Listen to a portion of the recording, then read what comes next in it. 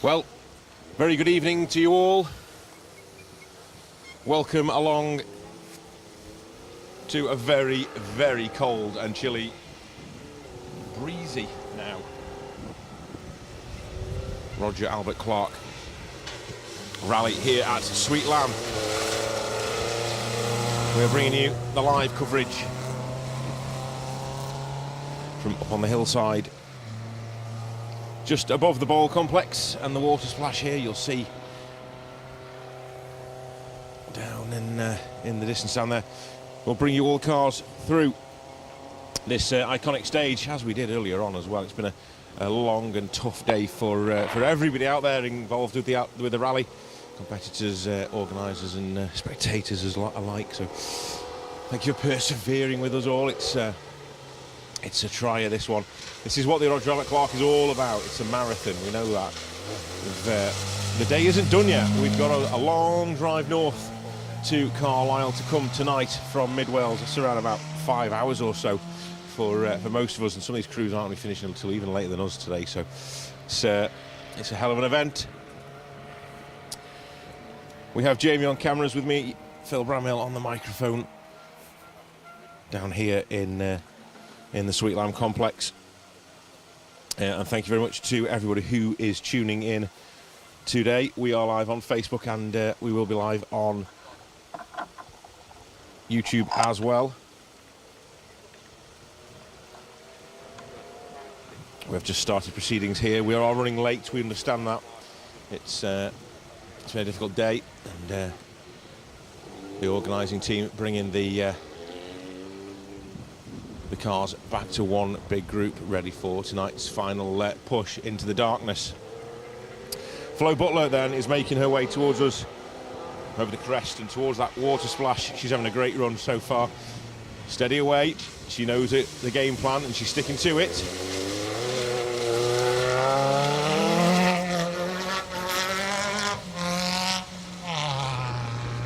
Proud dad Guy was helping us out yesterday with all our couriering.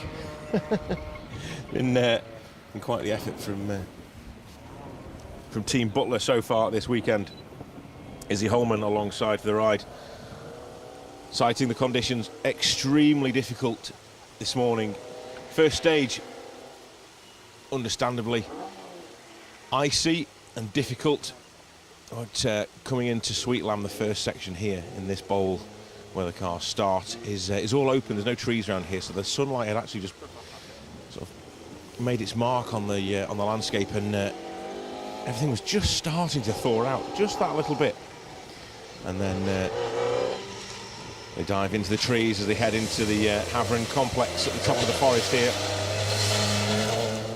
And that is when the fun beckoned for these competitors. Extremely slippery under the trees, making conditions even harder than they are. It was a very, very difficult day so far, and it's only going to get harder. We do understand there has been a cancellation to Dublin 2 in order to get the crews through these stages and safely up the M6 to Carlisle. So Dublin 2 this afternoon, stage 12, has been cancelled in order to give everyone a chance to safely make their way north.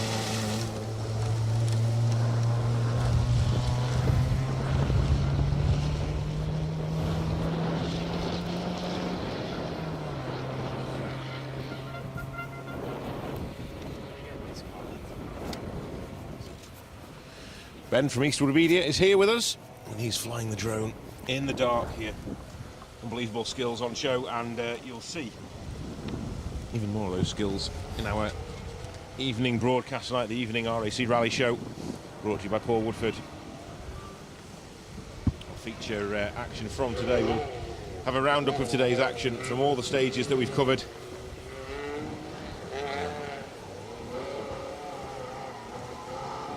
A little insight into some of the crews as well.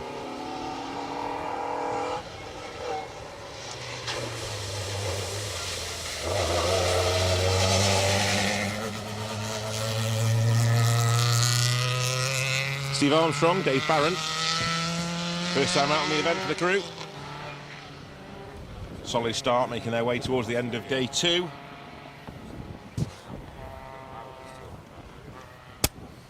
Car 92. I'm trying to juggle paperwork as well as a phone and a microphone. It's not ideal in the bleak conditions here. It's so cold, I can't tell you how cold it is.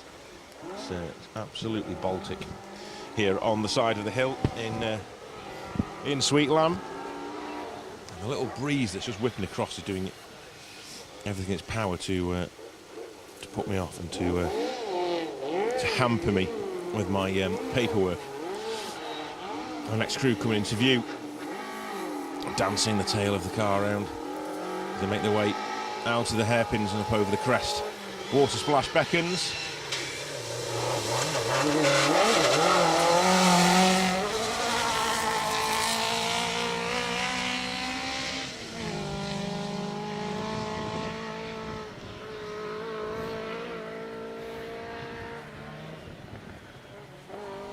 I think that was Mark McCaffrey and Gordon O'Donnell in car 166. 1400 Lada Riva, I think. Difficult to see the numbers here. We're struggling, obviously. Pitch black. Can't be much darker if it wanted to. Clear skies above as well, so stars are out. We really are in the depths of nowhere here at Sweetlamb, as many of you will have found out today. Hopefully you had a good day out there spectating if you made it over to the stages and you're catching our evening streams from the warmth of your homes or your cars or wherever you are.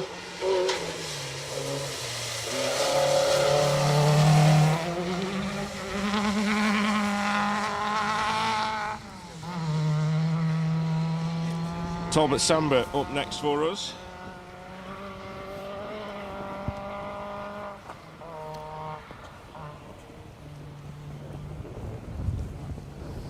Group B Talbot Samba, Matthew Evans, Dan Evans. Competed twice before on this event, back in 2017 and 2019, missed the 2021 and 2023 events, but had some good results. 8th overall in the Open Rally in 2017, and first in class back in 2019, 49th overall. That's some going in a little car like that. Great to see that Samba out. We like variety here at Special Stage, and it's certainly what we've got when we see some of these cars. One car we won't be seeing out today is the Skoda Octavia Super of Aldrich Kovarak Senior. Unfortunately, his rally ended in Stage 6 Crooken last night, where he put the car off into a very big ditch. So big we couldn't even see the car. It was probably a good 30 foot or 40 foot down a bank, and it took quite the rescue last night to get the car out of that ditch.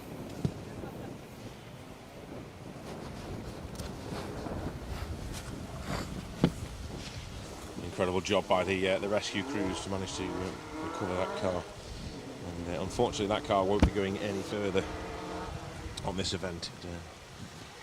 It didn't look too bad from behind the car, but the front end was quite heavily stoved in, so real shame. Next up for us looks like a Vauxhall Nova.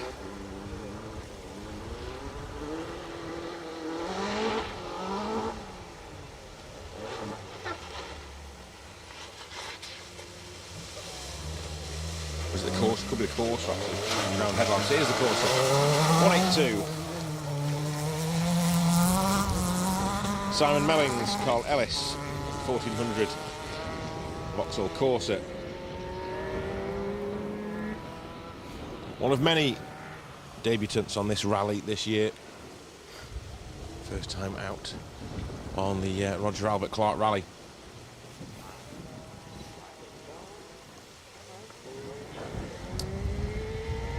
Anyone who's joined us wanting to see how Chris Squires is getting on, unfortunately for Chris,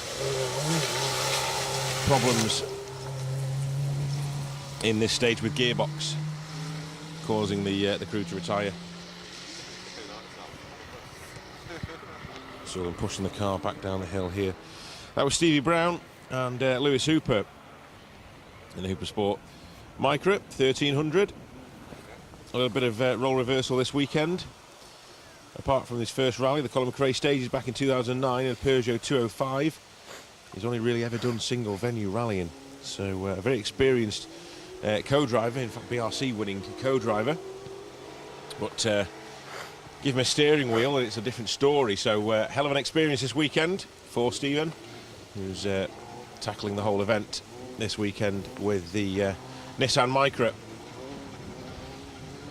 Lewis Hooper alongside him, probably wondering where his steering wheel's gone. Doing a fine job. 174 then, next up.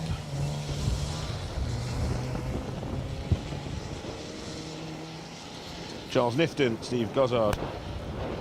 1600 205 GTI. Competed on this event once before in 2023, but unfortunately didn't make the finish. Hoping to go better this time round.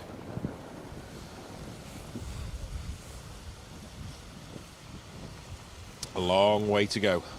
Long way to go. 3 more days ahead of the cruise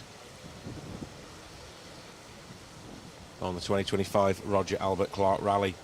We kick things off tomorrow afternoon at around about 1 o'clock when the crews tackle Riccarton up in the Scottish-English borders.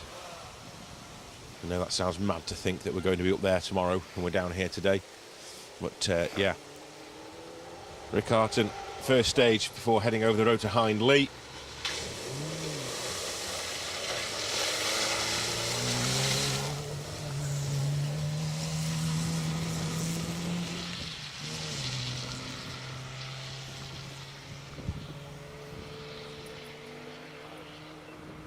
.186 is Kurt Hodgson and Sam Campbell. Crew from Kirkby Longsdale, they'll be passing home tonight on their way up to Carlisle. First time out for these guys on the event. It's, like we said before, it's a marathon, isn't it? It's just a case of getting to the end, seeing where you finish. There's a lot to be said for just getting by.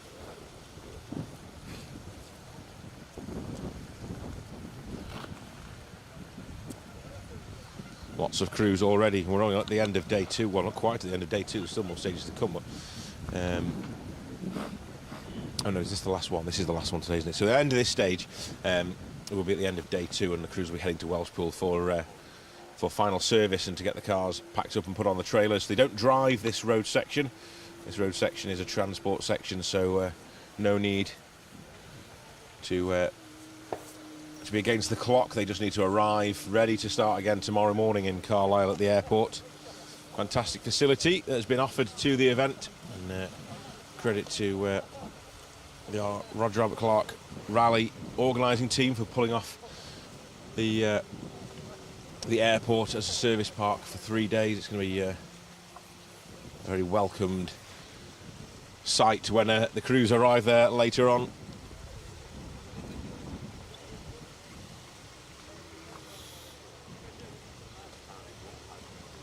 I have a car in the bottom. I can't see what car it is, but sounds like the 2-stroke Saab. It didn't sound very good there. I thought it was going to stop. It's picked its pace up again now, though. Yeah, it's a 2-stroke. Steve Higgins.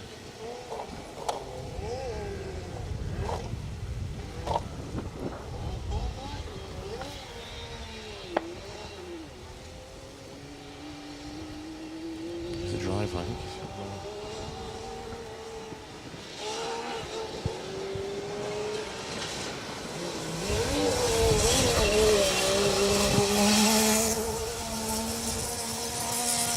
Yes, Steve Higgins, thought it was.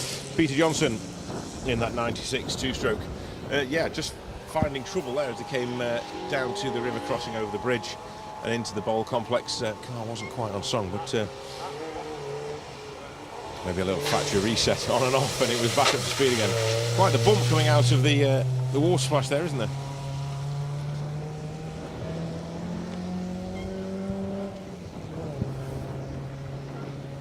189, Mark Lane from Oxted. James Fleming co-piloting him, co-driving him around the country this weekend, or this week.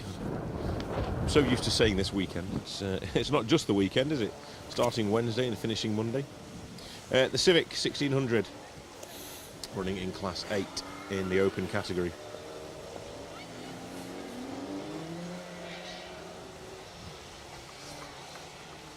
So, if you're new to the stream and you haven't seen this before, we have two groups of cars, probably the best way of putting it. We class them as sort of the historic crews and then the non-historic, which is a bit daft really, it's not like that at all. But two classes of cars, and these guys run at the start of the field. A little Mini making a splash. Never really a car for water, Minis, and we're just about to find that out, I think. Come on, don't stop, don't stop.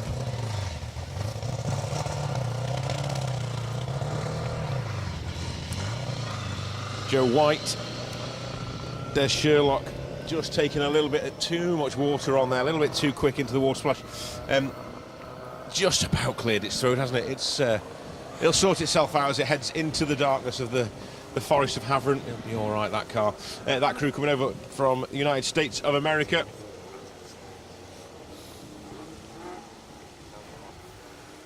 We're having a game of guess the car, aren't we, from here? It's difficult to try and work out the shape. It looks a bit like a Chevette. But with the lights on the front, I can't see a thing, and I'm blind by the lights. So. See that? I say it's a Chevette, it turns out it's a 106. How wrong could you be? It's what happens when you don't go to bed.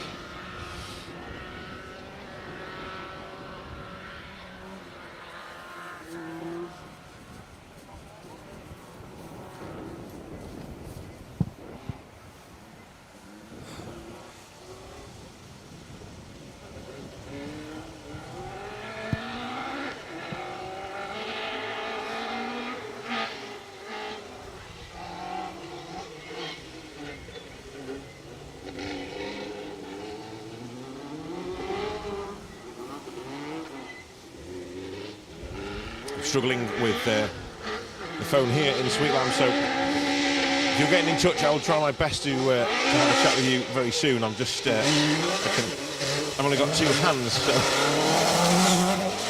struggling to have paperwork that's flapping around everywhere and a microphone in the other one. So Mike Motes, Gary McDonald, 1600 Nova, sounding sweet, heading up the hillside.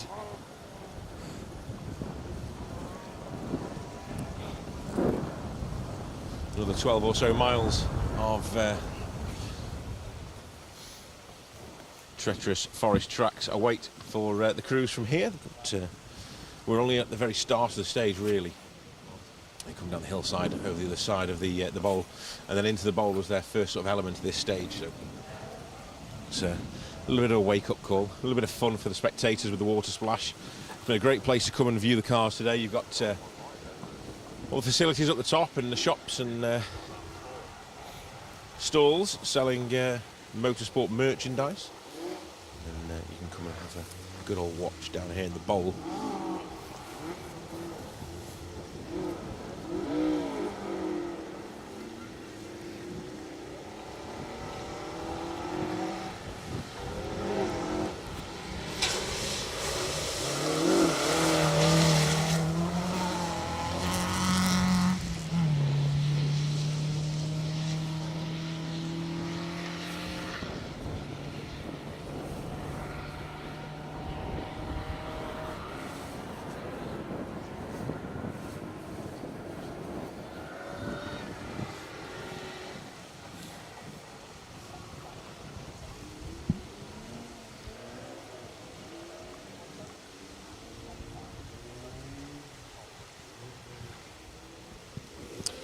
Struggling to see the cars, I'm afraid.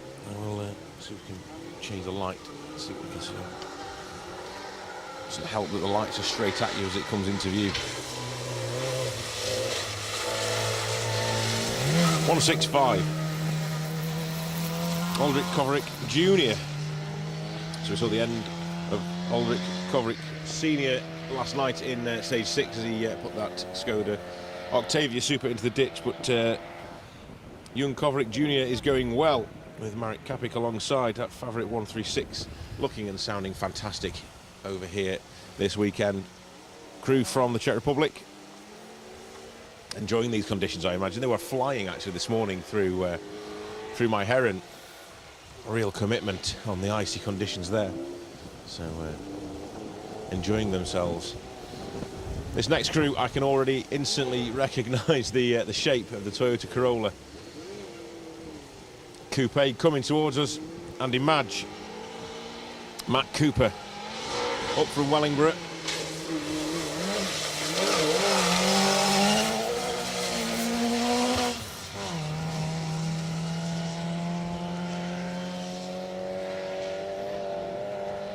Going well.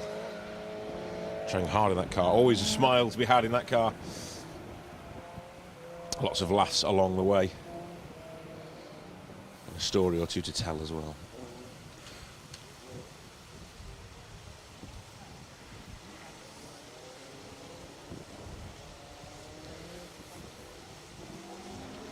So we will continue to bring you all the action here from Sweetlamb 2.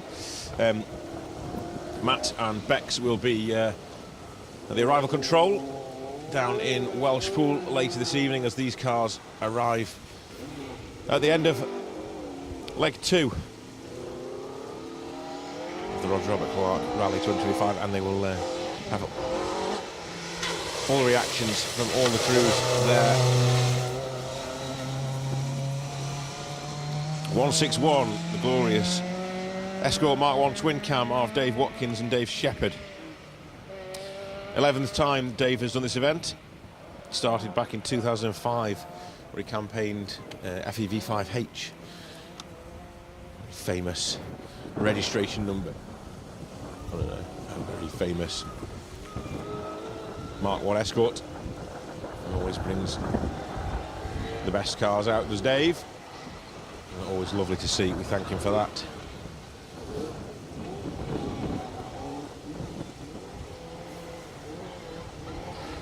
One thing that the R.A.C. rally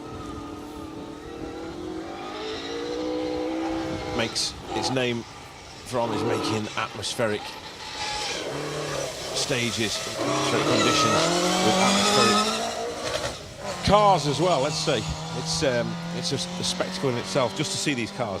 But when you put them into an iconic stage like Sweetlamb, what a fantastic place to come rallying, and at night time as well.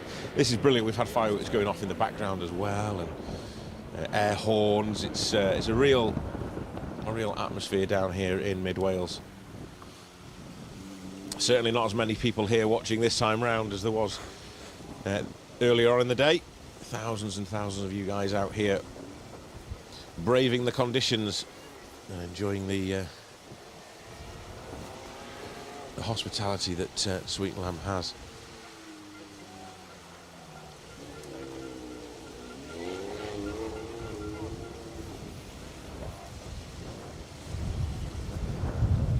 The second of the BMW Minis.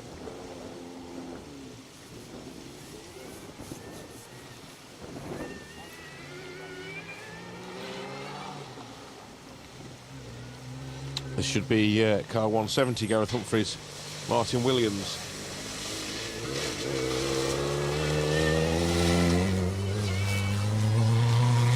You can just make out the whine of the supercharger on that R53 Mini. Not running Mini Challenge spec this weekend. A couple of modifications on that car to make it a little bit more punchy and pokey for this Roger Robert Clark Marathon.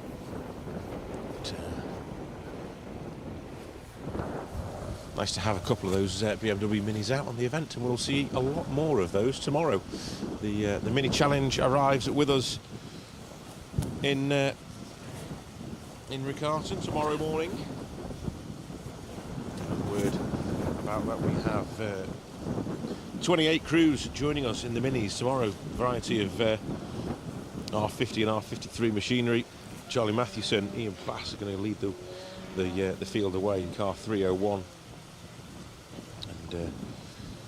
Plenty of people trying to steal a march on that gaggle. It's a little bit of an in-house competition going on there as well. We've got the mini challenge WhatsApp group, and they're all vying for positions. Tomorrow we will see who comes out on top at the end of their rally tomorrow evening. A chance for those minis to compete in the dark as well. That's something that they don't tend to do in the mini challenge. They tend to finish their events around about the midday or mid rally time. So getting out into the forests in the dark will be a hell of an atmospheric a hell of an atmosphere tomorrow for those guys. As we look at the Nova through.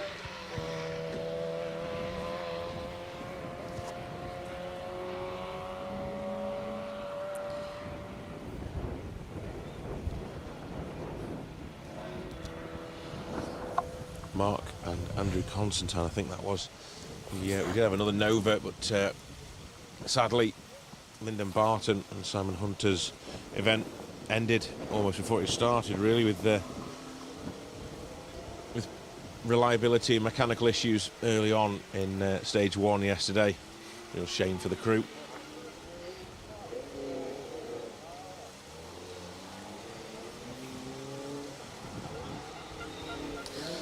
Little flick of the handbrake. Just to rotate that back end of the car around the tight hairpins. Over the crest. Hard into the water.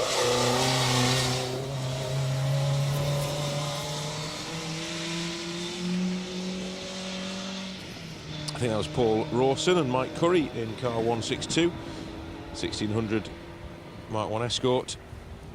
4 times previously competed on the event, 5th time out this time round. Finished 4th in class in 2017.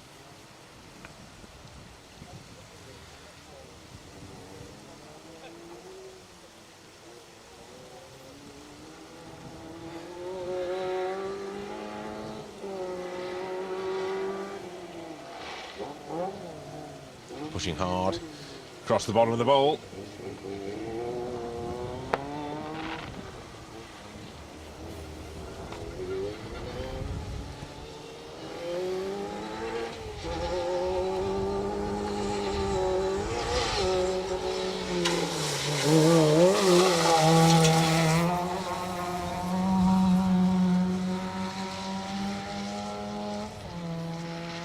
Kelvin Evans, Ifan Rowlands in the Micra,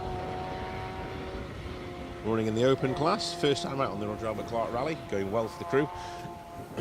Certainly pushing hard up the hillside anyway.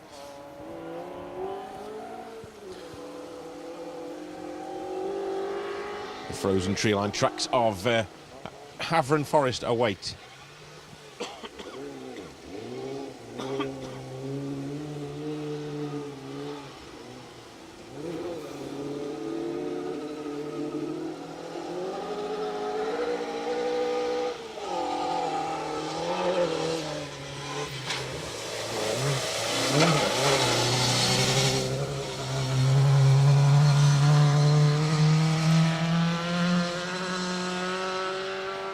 Nice to see an Avenger out on the event. We've got a few of them this weekend. Bradley Howlett, Simon Howlett from Attleborough, running the H5 class. One of many, many crews to tackle this mammoth event for the first time. Wonder how these guys are feeling if as they get towards the end of day 2 here in Wales. Probably similar to me, lack of sleep. I bet they're not as cold as me, I can guarantee that.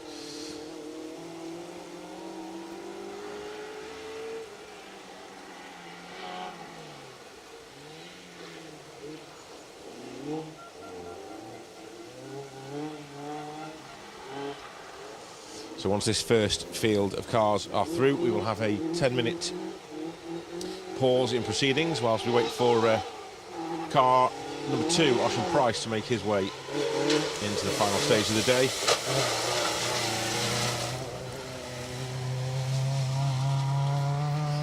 It's quite a bump coming out of that water, isn't there? That was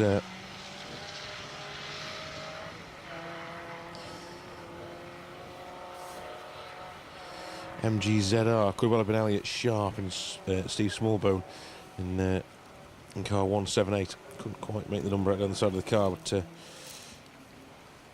hoping that's who it was. So we'll have a little break, and I'll have a little look through Facebook and YouTube and see how everybody is, and I'll say a few hellos to people and interact. Difficult here on the hillside in Sweetlamb. There's no light and I can't see anything, and my paperwork is blowing everywhere. It's the wind certainly picked up this evening. It wasn't anywhere near as windy as this earlier. The stars are still out, just about. Well, I think I can see a little bit of cloud in the distance as it starts to roll in, and I think tomorrow's weather will be a little bit different today. It might be a case of staying dry, but hopefully the weather gods will look after us and they'll do their business. It's 23, 24 degrees would be nice, something like that.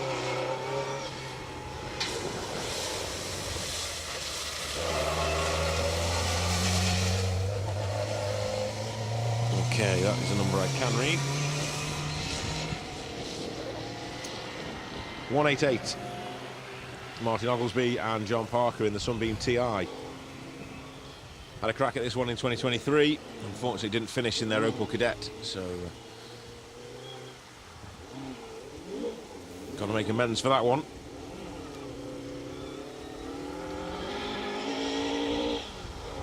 I wonder if it's going to have problems in the water there. We've got it going again, isn't it? All right. 171 next up for us. Chasing down Martin. That's Andrew James and Alec Morris in Escort Mark 1. Nice to see so many Mark 1s out. You get used to seeing Mark 2s, don't you? But the Mark 1's still a beautiful looking car, and great to have them still being thrashed around the countryside.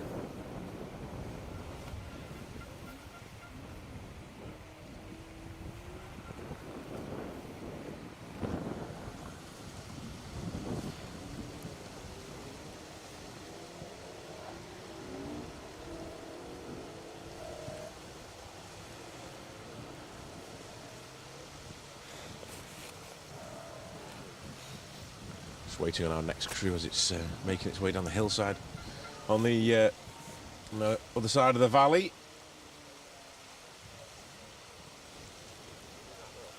River crossings here at Sweetlamb now have bridges in place, so the crews don't have to go through the river. Something that I always used to love to see here. It's one of the iconic scenes of Sweetlamb with all the water splashes of the river crossings, but sadly no longer allowed.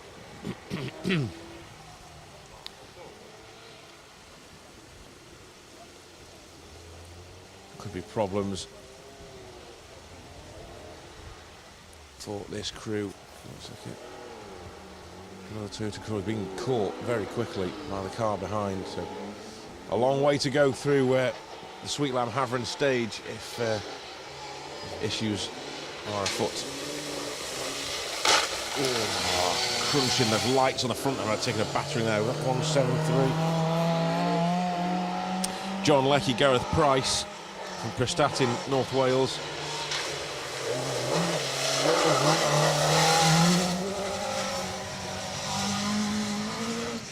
And their mirror's going to be full of Robert Smith and Andy Darlington in that Mark II Escort 1600 very, very soon.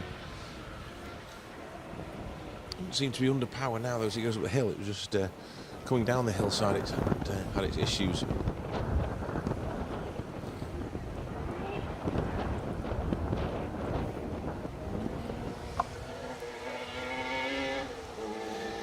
Not too many crews left now in this first batch of cars.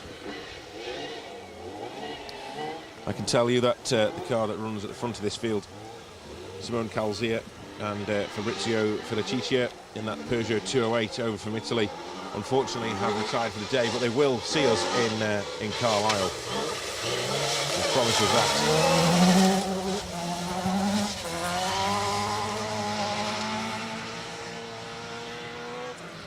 Car 97, John Davies, Kevin Jones from Clandisol.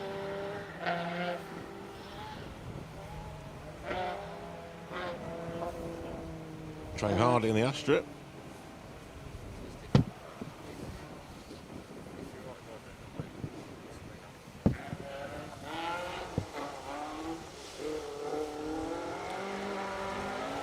Sounds sweet, doesn't it? Let's have a listen to this.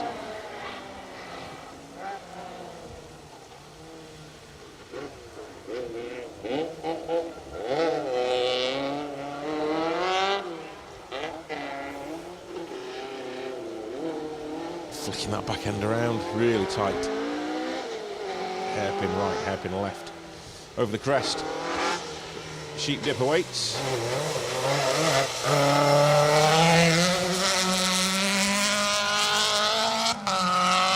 Third of the Toyota Corollas out on the event this weekend. Alan Treacy, Mark Murphy in their 1600 Class 8 example, running in the open category.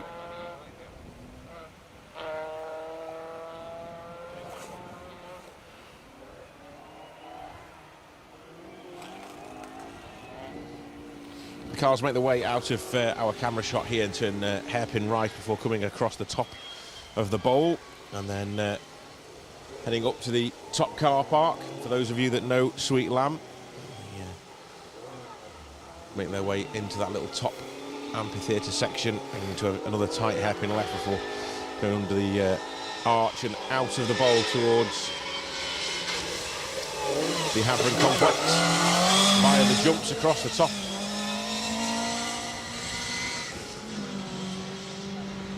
Wyn Jones, Martin Davies, 1600 Avenger, finished 60th overall, 4th in class in 2023, their only other attempt.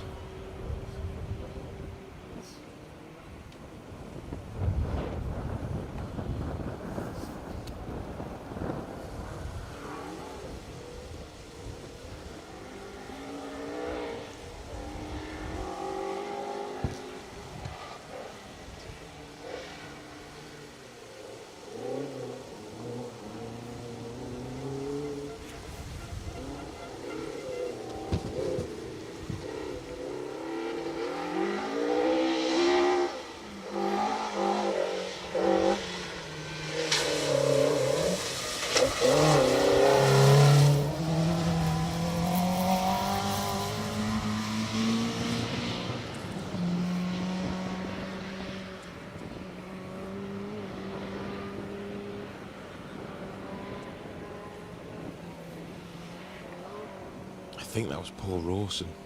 I think Paul Rawson might have been through. I can't quite see that number. Apologies. Mark 1 Escort sounded lovely though. And another of the crews heading towards Welshpool. The moon is just about to creep round the mountainside here at Sweetlamb. That might light the cars a little bit better for me. It looks quite bright in the sky over there, actually, to be fair. Any help will be muchly appreciated.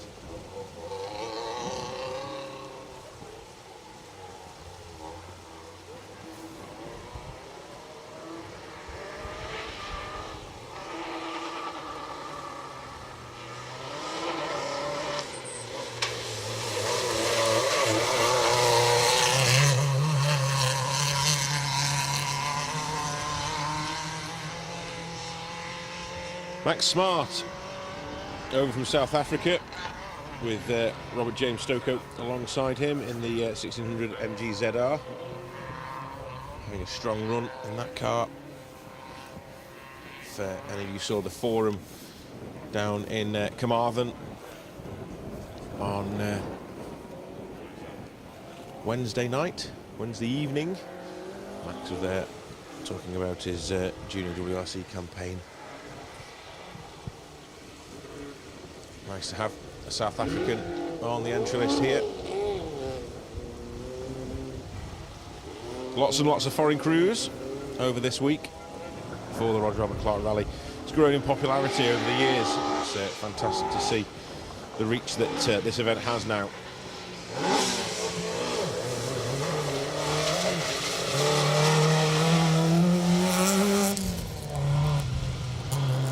Mark Tugwell and Phil Sandham continuing on their merry way in their Mark 1 Escort. 5 times they've competed on this event previously. Finished a 3rd in class, and 41st overall is their best result. However, they only finished the event twice, so 3rd time's a charm for the Mark 1 Escort crew. Want to see that at the finish, please, boys.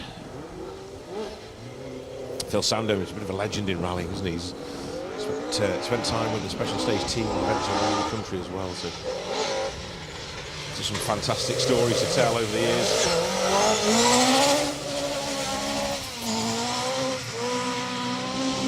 Endafo wins, Phil Pugh alongside in the 2-litre H3 category. Mark 1 flying up the hillside.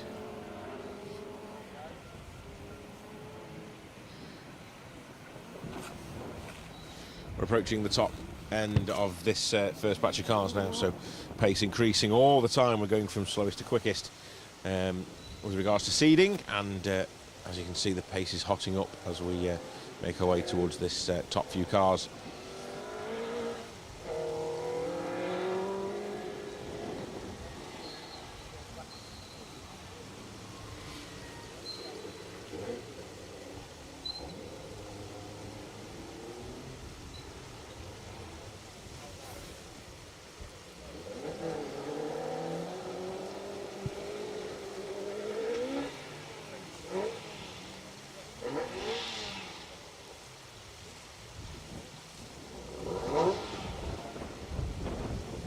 That is looking like issues. Can't see the car number from here, but looking like issues.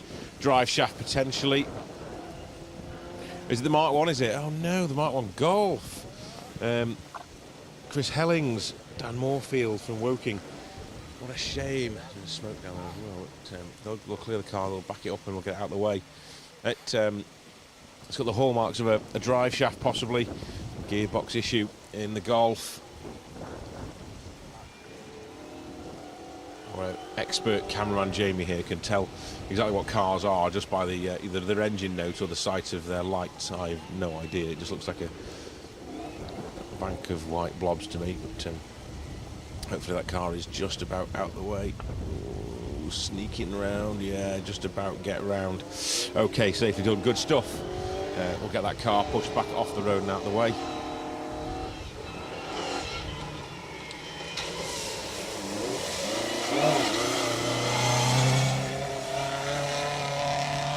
Another Sunbeam. Will Patterson, Paul Gribben, Sunbeam TI.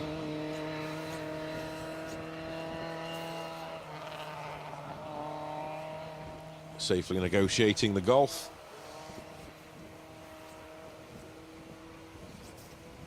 It's parked back up past the box junction now and out of harm's way.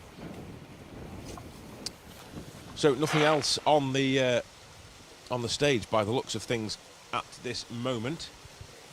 So let me just put that back there and take this opportunity to get the phone out.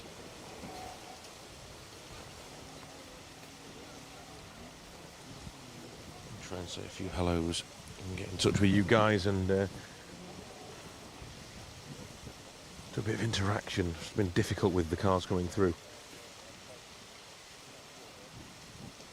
Do appreciate it, every one of you that is commenting and keeping in touch with us here on the social media, whether you're on Facebook or on YouTube. A big shout out to everyone. Catching up on things now, so just bear with me. Shout out to Steve Davies. Hi Phil, mine, Lucy and Thomas's pub food was low. I'm not reading any more of that. Flipping heck. God, dear, first flipping message I've read. I'm only joking, Steve. I'm glad you enjoyed it.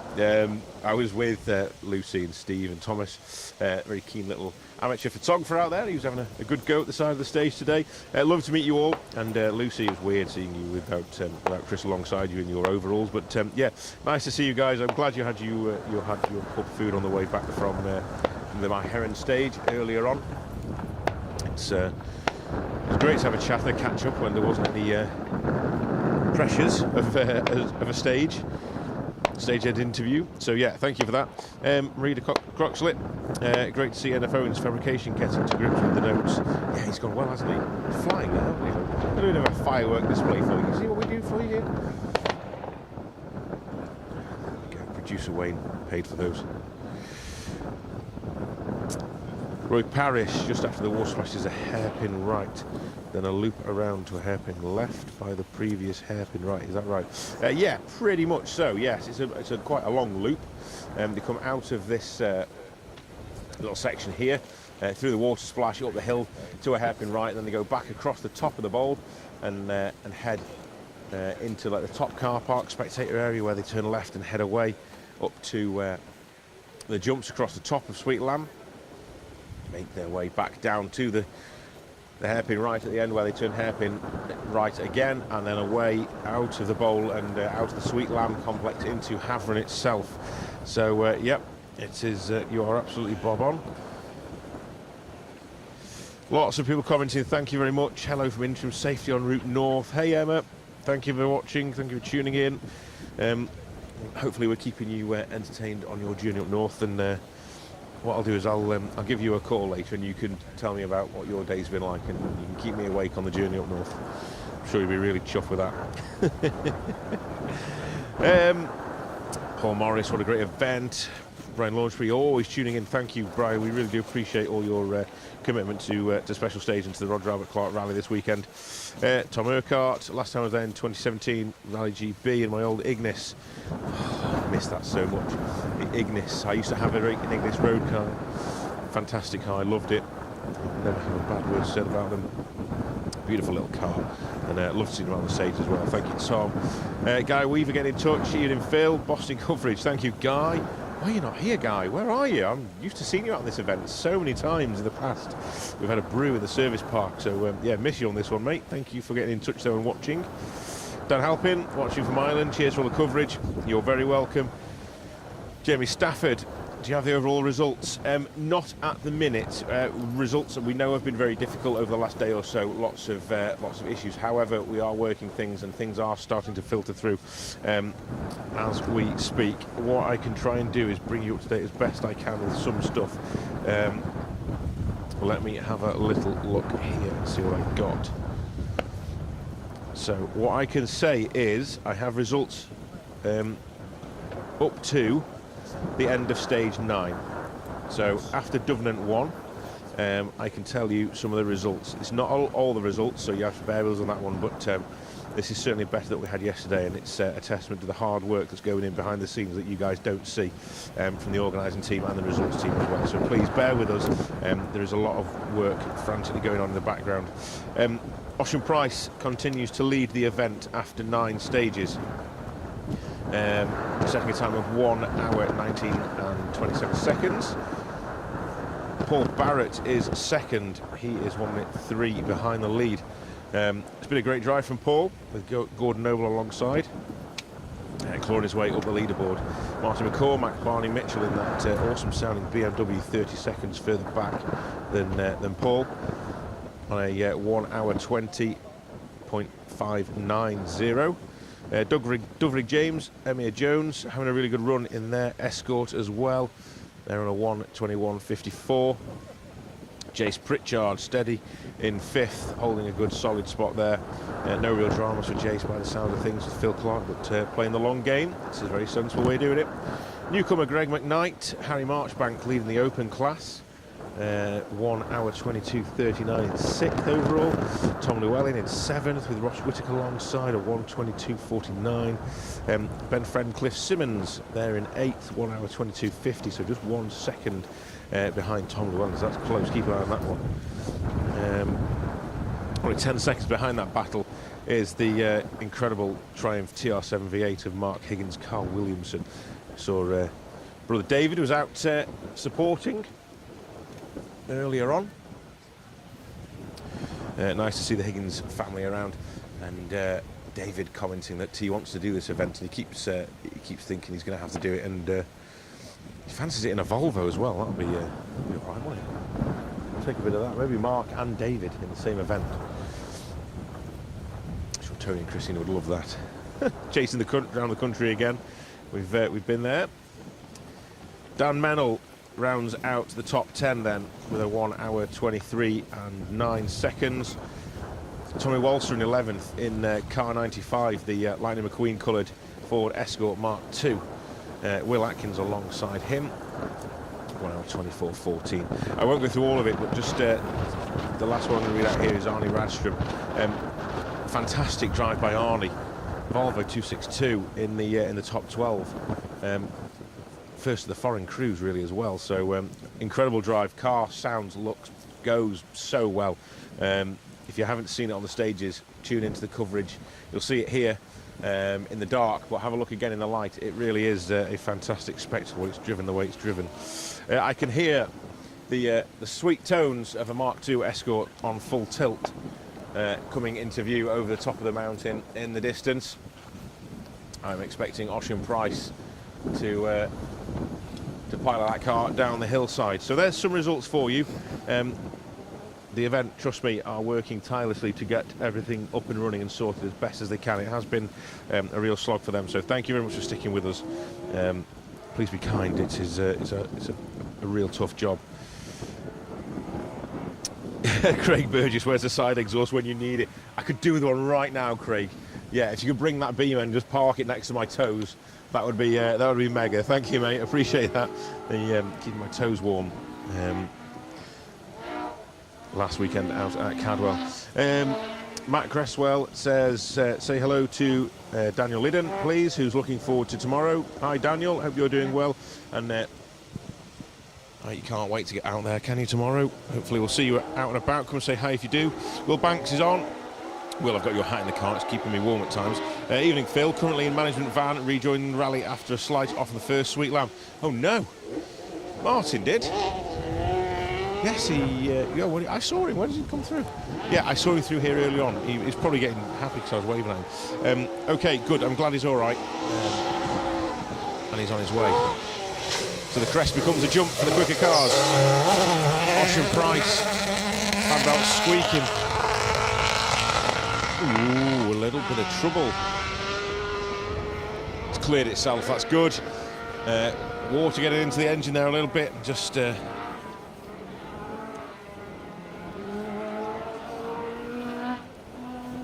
There's a little bit of a bubble of the engine there, wasn't it? Burbling away. OK, right, I've got a message from Mr. Woodford. What's he telling me? What is going on, Woodford? You look like you're dressing for a flipping presentation, dude. Very fancy. Look at, he's got the Dave Appleby engineering jacket on show as well, and ties going on. Ready for this evening's roundup show.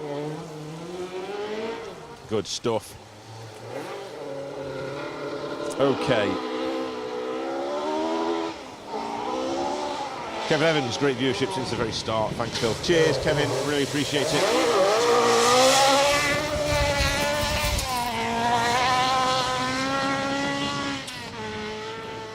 Does that not sound incredible?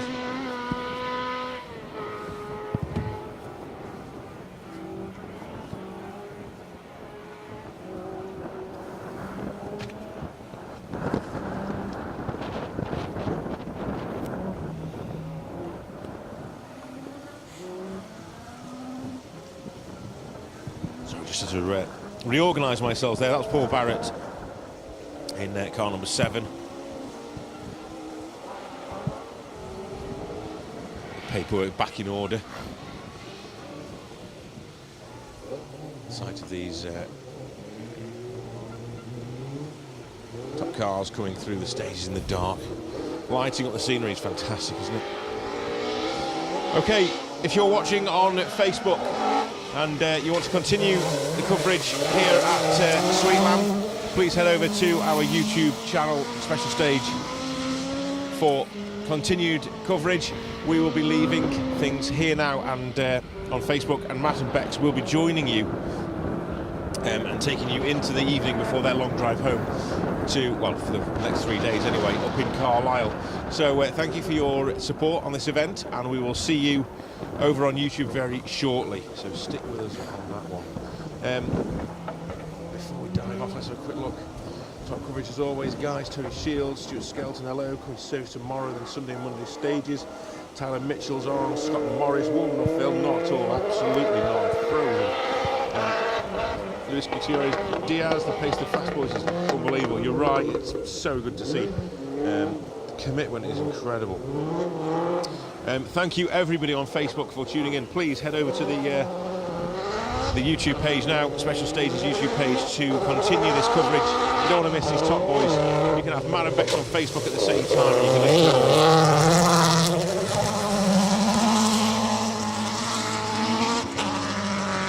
It's Martin McCormack, Barney Mitchell bringing the thunder in that BMW. What a sound.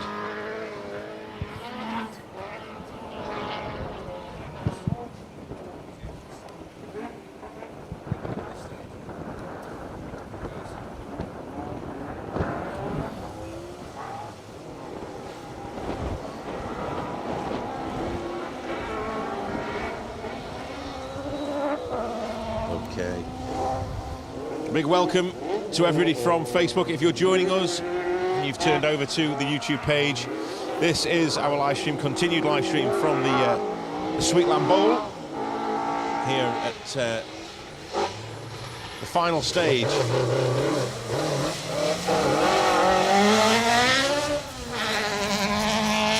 the Welsh leg. We have a cancellation to the final stage. Dyfrig James, Emir Jones. Sensors will approach to the water splash.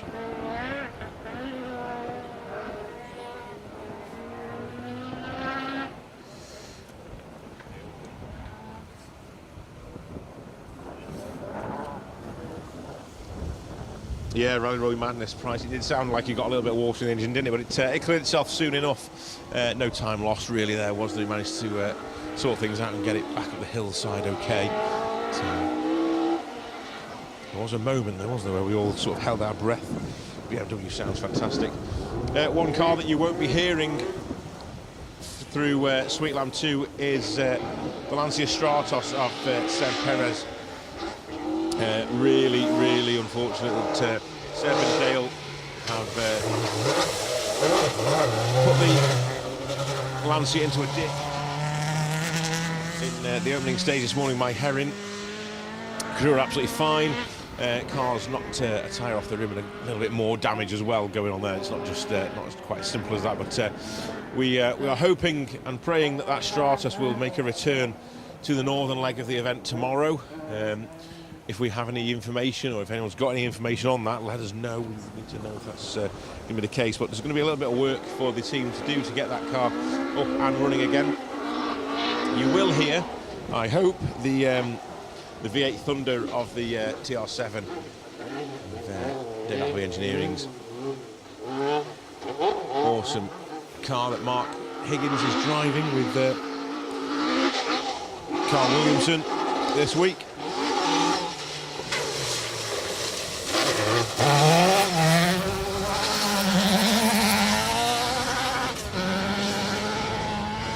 Open rally leader then, Greg McKnight, going really, really well. Mr. Woodford has just dropped me the saddest news I've seen. Unfortunately, the Stratos will not return. It is game over for Seb and Dale for the 2025 Roger Robert Clark Rally. Real shame. It was sounding so sweet today. It really was on song. 3 times previously they've entered the event and finished second in 2021, running second in 2023. However, engine problems in that final stage unfortunately put in play to that. So reasons for not rejoining this weekend. There is that. The TR7 V8, we'll let you listen to that on the way up the hill.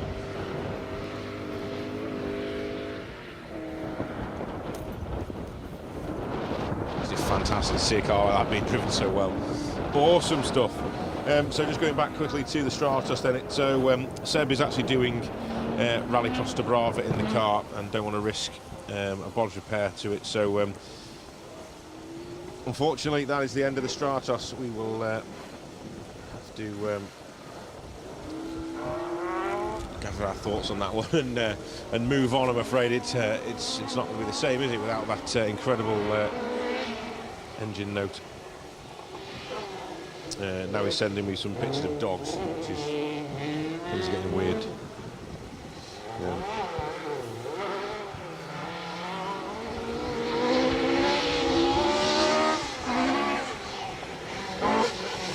Oh, I see. Friend, Cliff Simmons. Always worth a watch. Really, really committed. Fantastic down on the Widing stages 2 weeks ago in that Escort. Flat chat for the boys from Ipswich. So Joe Hine Morton has sent us a picture of the dogs. I get it now, so thank you very much for that. Cheers, Paul, for sending me that over. I understand now. We have been asking for photos on our social media to include in the evening shows as well, so that'll be one of them that's going into the show tonight, no doubt. Mr. Woodford is working hard behind the scenes and interacting with us at the same time.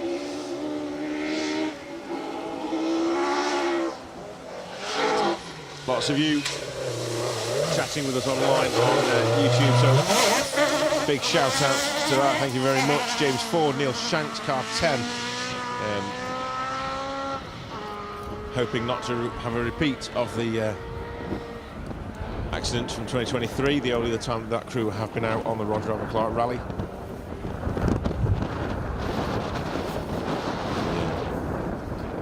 Home to bed tonight for James, actually, thinking about it. He lives in Preston, so he might get a night in his own bed. What we would give for that right now on this rather chilly Friday night. Thank you, Luke Perry, for confirming that as well. Yeah, it's, I must have missed that. It's great for you to just confirm things for me. We will no doubt see plenty of videos of that Stratos on the first day or so of the event.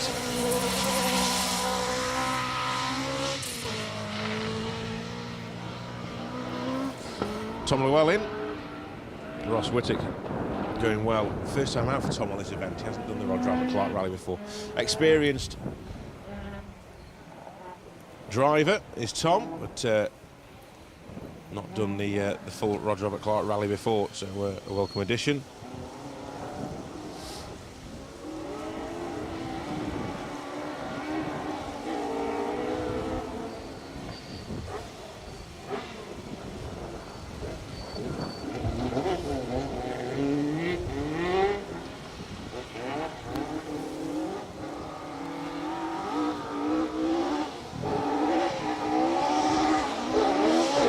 Big jump.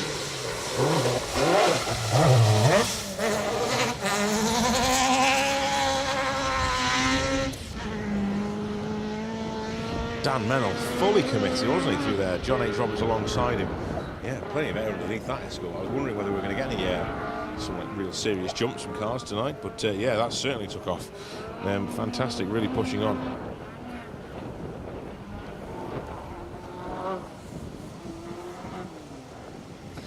Simon Boyd says the last time he saw a rally was in Pundashaw in 1988. He'd love to be there this year.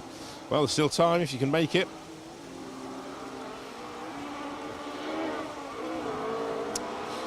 John Williams is commenting, car 22. Lots of love for Ewan Evans and Gareth Parry.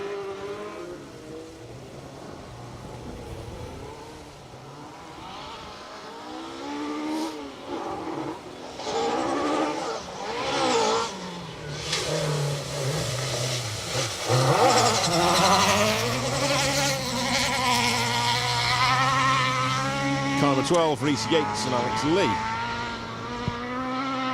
Making a return to the Roger Albert Clark after finishing 5th overall with Max Freeman in 2021. Alex Lee stepping in for this year's event. Joe Hall 95, is the Porsche still going? There are some Porsches still going, definitely. I don't know exactly which one you mean, but there are definitely some Porsches still going. fact, this sounds like it could be one of them.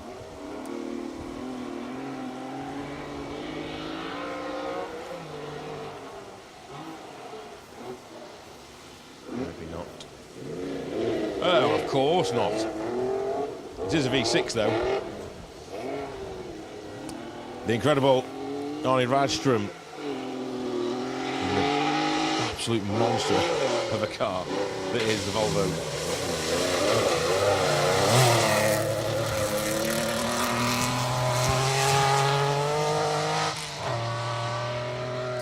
Kent Ola Björklund alongside Arne this weekend in that 262.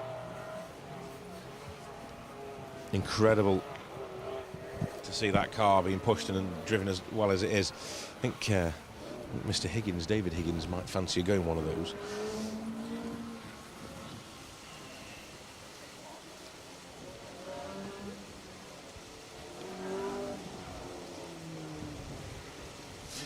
Chris Stevens is tuned in. His ears are dialed in, aren't they? You can hear the Volvo coming. Well done, you. That is some going. Susan Shanks enjoying the coverage. Great to see car 10. James and Neil Shanks through. Yeah, going well as well. Doing a good job so far. End of day 2, and we'll be able to press on up north now.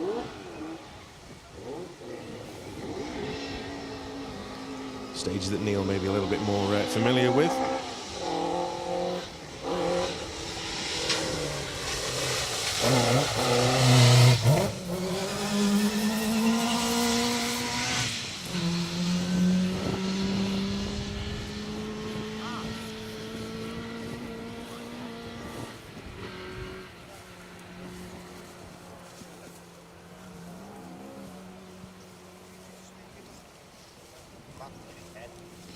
Rory Burnside says, is Johnny Gray in car 18, the Sierra still going? I think it's great seeing Group A cars. He was going earlier. I don't know if he's still going now. I'm hoping he is, and we'll see him.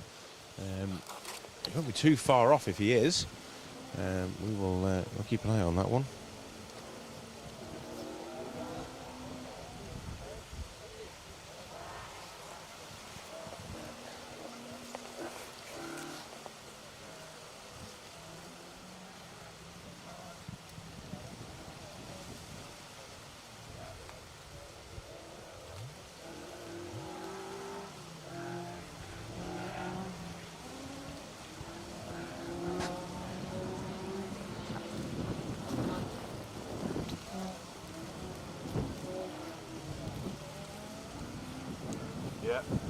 Yeah, lots of love for the Volvo. We love it here too. At Special Stage. Big Volvo fans.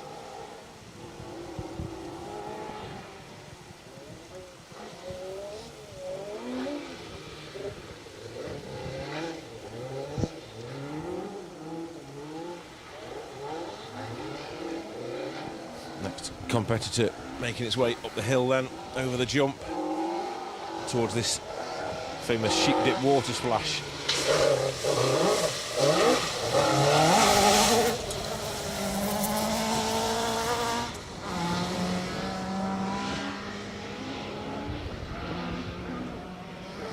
That looked like John Arwell Evans and Ulrich Davies in the Mark II Escort. Difficult to make out the numbers. You get blinded by the spotlights on the front of the car, and the flash guns go off, and then you have to try and read a number as it flashes past. Very difficult. It's not the easiest thing to do in the world.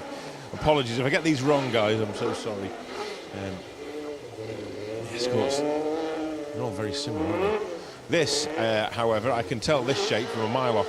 This is Neil Weaver, Jamie Edwards, 306 Maxi in Forest Spec.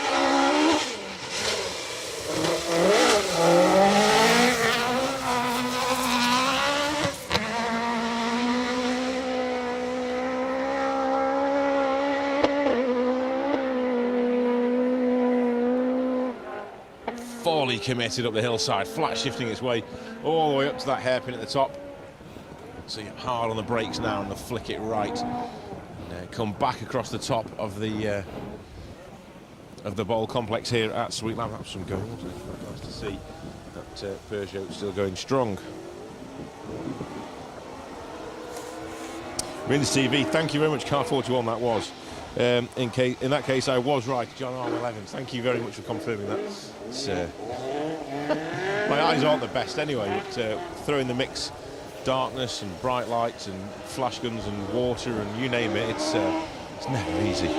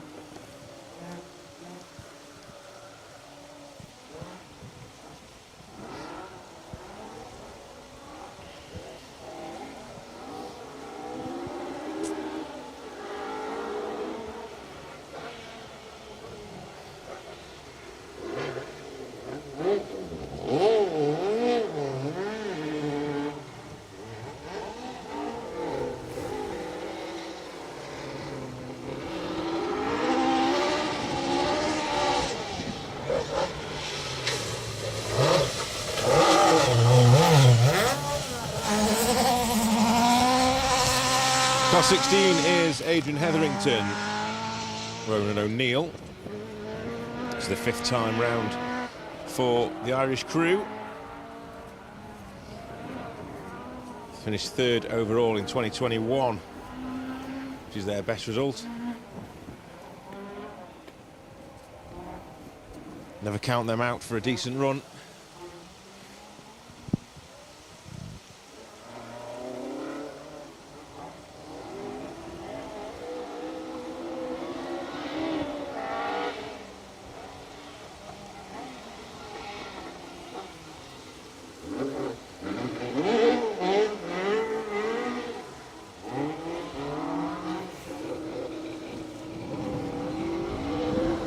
Andrew Sides has almost finished my 4 days of 12-hour shifts. Let the fun begin tomorrow in the mini challenge. Let's bring it on. Looking forward to seeing you, Andrew. Look at that. Can't go wrong with that one. That's how all cars should look. Big reflective graphics down the side of Lightning McQueen. Car 95. That makes things a lot easier for me. Thank you, Tommy. Tommy also Will Atkins in that nod to Disney Pixar's Cars, the movie.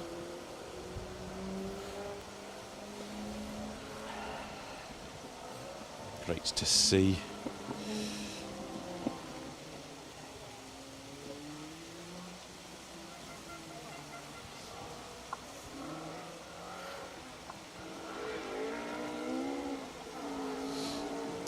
Okay. Well, that might tell us a story. Car 18, which is Johnny Greer, is heading up the M6 currently on the tracker, so that might tell us that Sierra is not going to come out to play this evening in Sweetlamb, and it's actually on its way to Carlisle. So, just having a little look back at that pass of Tommy Walster.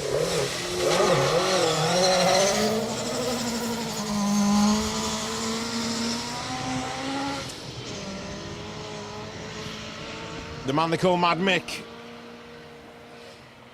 Jay Nicol alongside. Fantastic to have Mick back out again. Carrying some really good speed at the hillside as well here at Sweetlamb. Awesome stuff. Yeah, great to have Mick back out. And love to see Jane as well.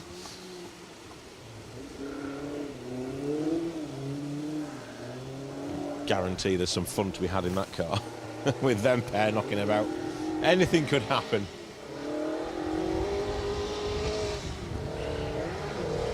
Lots of laughs over the years. Rudy Lancaster, John Connor. Rudy all the way up from Woolacombe in the R.A.C 1800. His 6th time out on the Roger Albert Clark then for Rudy. Finished inside the top 10 back in 2023, so Wonder if you can go any better than that.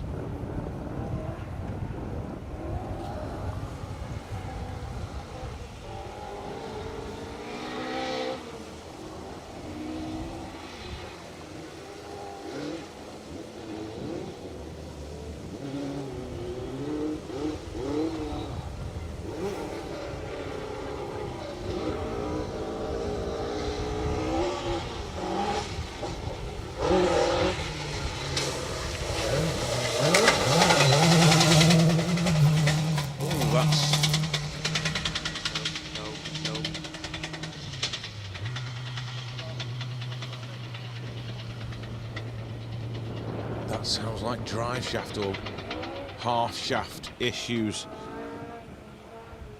I was actually just looking at some of the comments. Somebody's saying that Ocean Price has had an issue, a spin. Paul Barrett has then caught him, who then had a spin himself, so Ocean got back ahead.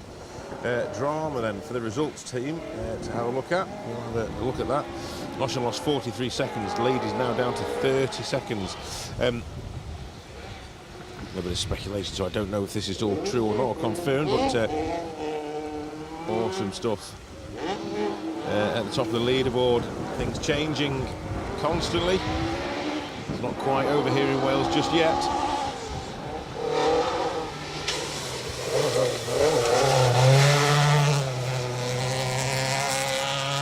Ian Evans, Dan Evans it was, that have parked the escort up on the hillside, just up there. It sounded shaft related. Yeah, plenty of you spotting that as well.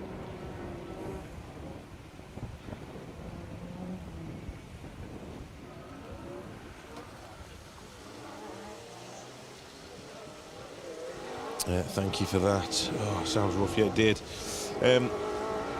You know them both so well. Jane is loving being with Welsh Daddy. Yeah, I bet she is. I bet it's a hell of a drive in that car. They'll be having some serious fun. Thank you, Catherine. I know the story there behind that one as well. Yeah, very sad year for you guys. So out to celebrate the life. We're down here on the Rod Robert Clark then. Matthew Stroud, Josh Carr, car 29. They're making their way past.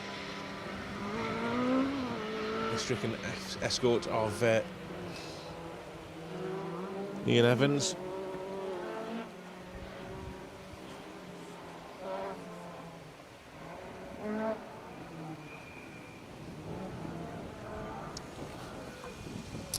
Mr. Bojangles, sad about SS7. Anyone know if the Stratos driver could are okay? Yeah, they're absolutely fine. No problems at all with the crew. Just slid off on a fast left-hander, and the car ended up in a ditch on its side and ripped the wheel off, or certainly a tyre off the rim anyway, and a couple of other things going on in the car. They don't want to risk the car anymore this week, so unfortunately it's the end of the road for the Stratos here on the Rod Robert Clark Rally.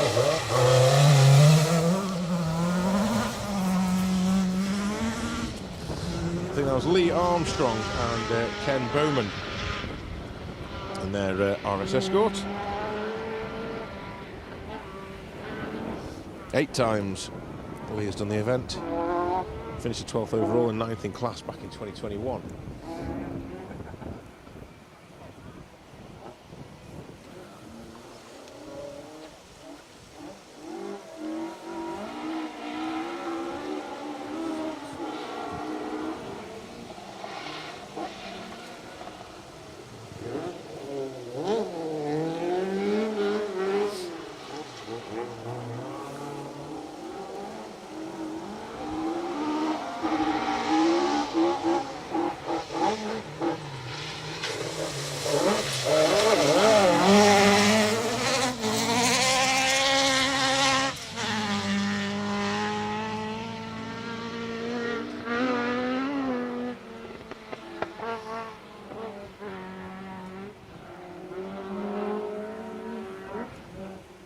Stuart here, welcome to the chat, Stuart.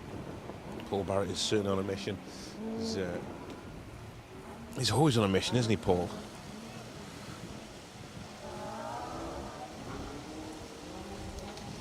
That was Barry Jones just making their way through. Clandesol driver, Emma Clark alongside.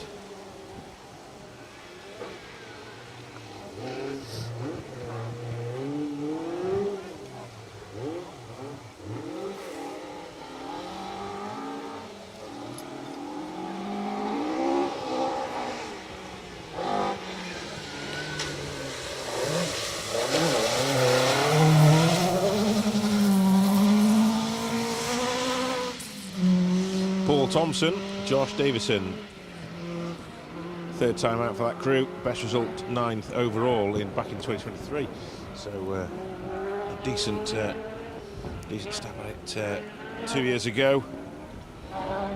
Oh, there's lots of drama going on. This is exciting stuff. I'm hearing all sorts of stories about drivers having moments in this final stage of the day.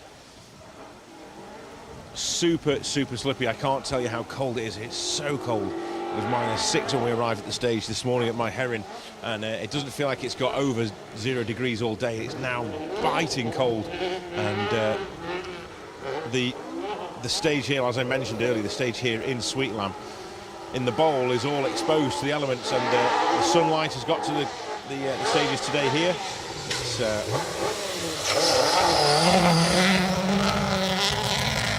It's had a chance to thaw out a little bit and to make conditions a little bit more bearable, but what that does is it lures these guys into a false sense of security, and as they make their way out of Sweetlamb and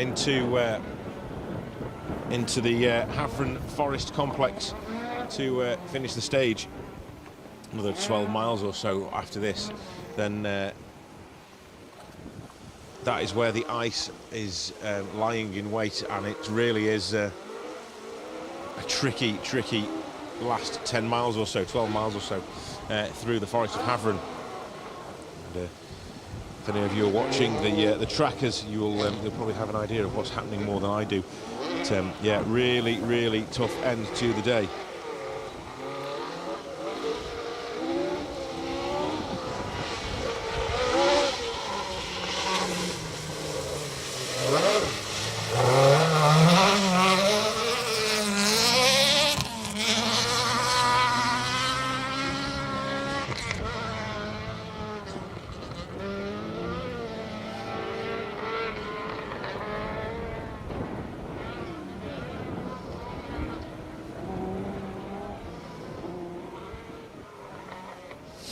Chris Stevens says, waiting for 61, Sean Bolt to come through shortly. My brother's rolling back the years as part of the service crew.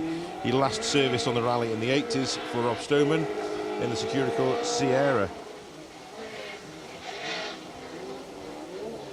So hearing news that Jason Pritchard may be off now as well in this stage. Looks like Ocean Price has been off as well. Havern is biting in more ways than one. Thank you, Rory, for all the information. He's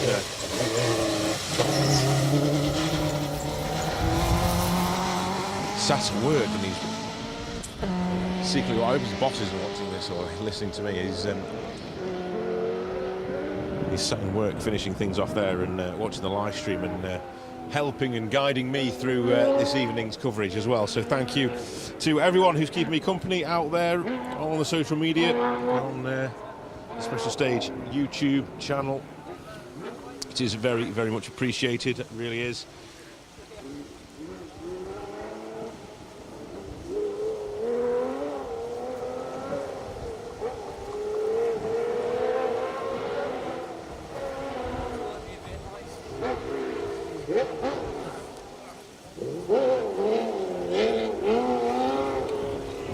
False information coming in.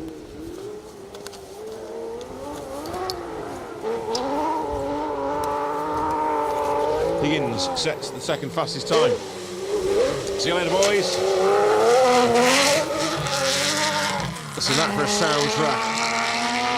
Enrico Brazzoli, Martina Uciari. Fantastic sounding Porsche. Ben Friend finishes the stage on hazards, no second or third gears.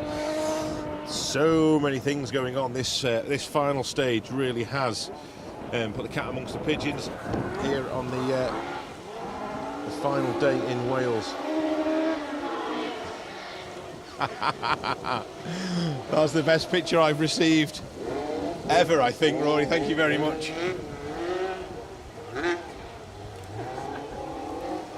Camera and Jamie found that one funny as well. I'm not going to give the game away. I don't want to get a bollocking for you. I don't need you getting told off. Stay stealth, Rory. Stay stealth.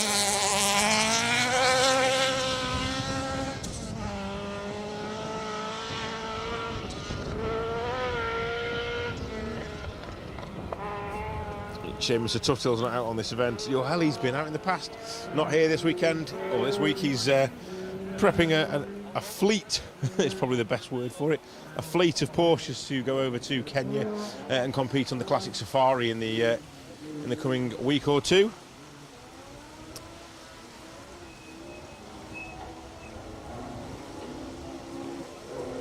Sarah Jane Rutherwell says her son is enjoying the live coverage. Thank you very much. Kind of you.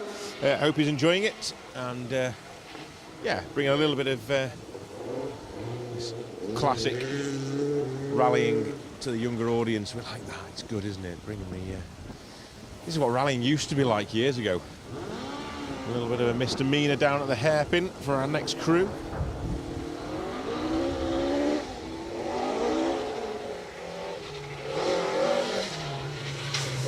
Let's have a look who it is.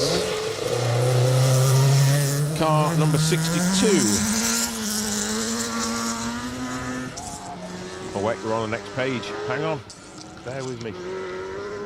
You'll be telling me before I can tell you who that was. Swap the paper over if I can get the fingers to do anything.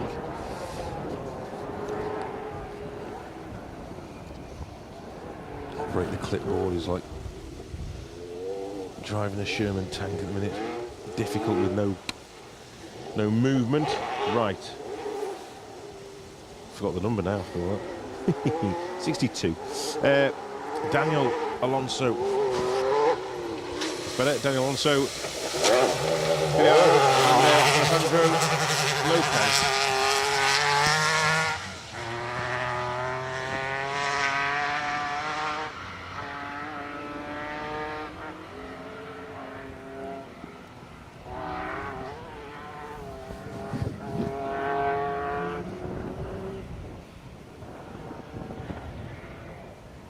We're at that point now where we're right on the cusp of changing the page over on the entry list, and I'm trying to fight against the wind and there's paper everywhere and it's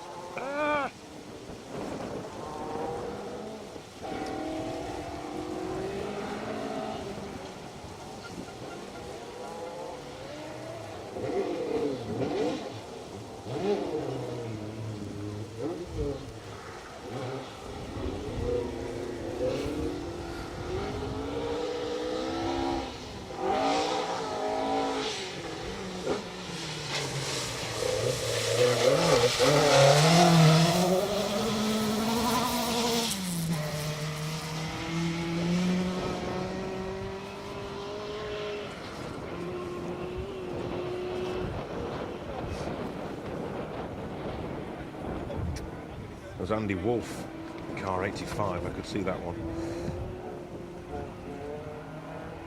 James Crook alongside.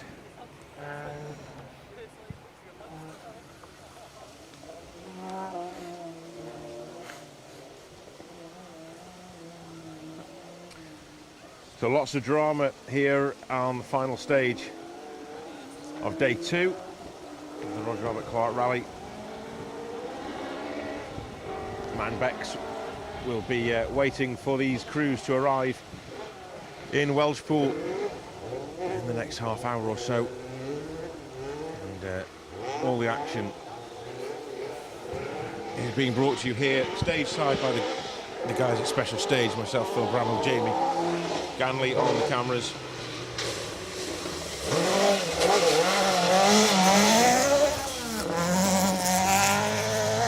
Brian Jardine, Declan Campbell.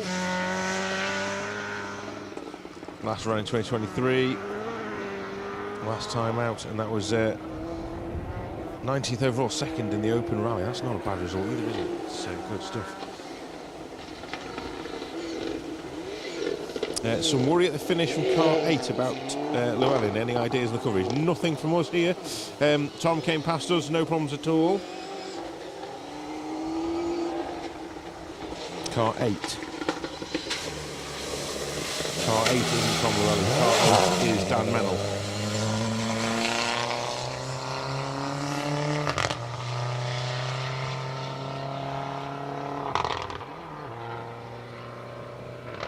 Tom Llewellyn's running 25. Okay.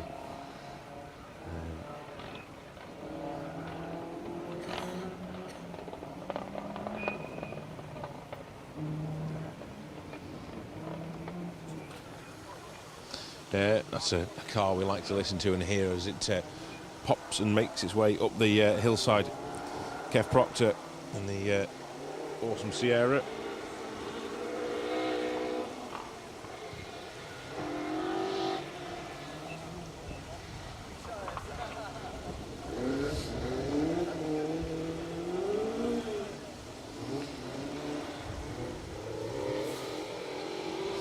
You could just see Arnie Radge from stage end interviews having an absolute blast.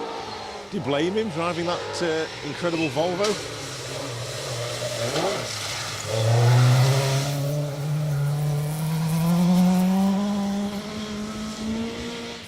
What a trip over from Sweden they're having.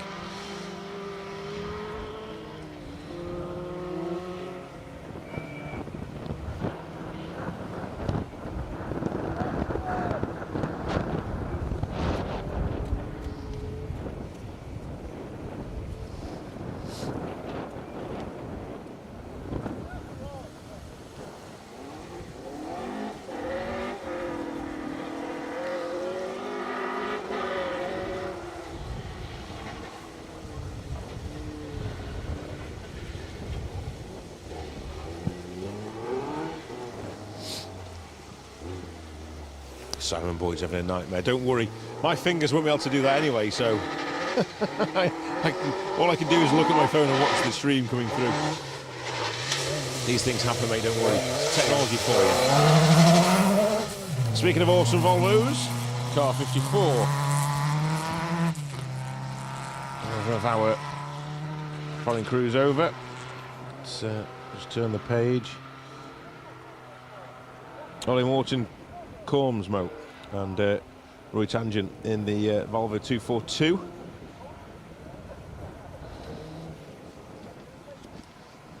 As if things aren't hard enough, my headlight is dying. I'm getting closer and closer to my paperwork. So it's going to need charging on the way up north. It's not the only thing that's going to need charging on the way up north. It's too cold and tired. Special stage camera operators and commentators here that need a recharge.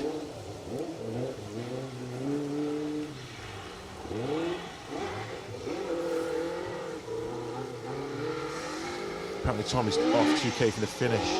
Okay.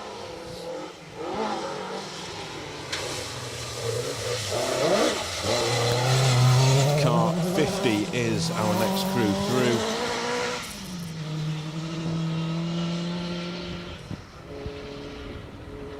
That's Ken Sturdy, Glenn Thomas in the Escort.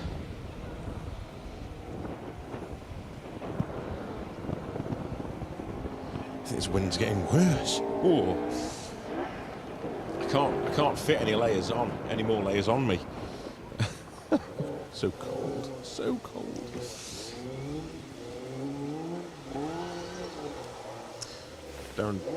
Darren Fox will be in touch saying fair play for sticking it out. Thank you. Well, I'm here for the love of the sport, to be fair, Darren. I'm not really sticking out. It's cold, don't get me wrong, but I wouldn't want to be anywhere else.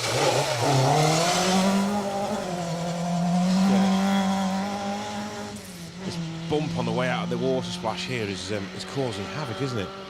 It was Sean Bolt. We had some love for Sean and Callum on the socials before, absolutely flying up the hillside. Fair play, real commitment through the gate here. It was real rough bit of road developing on the way out to the water splash here.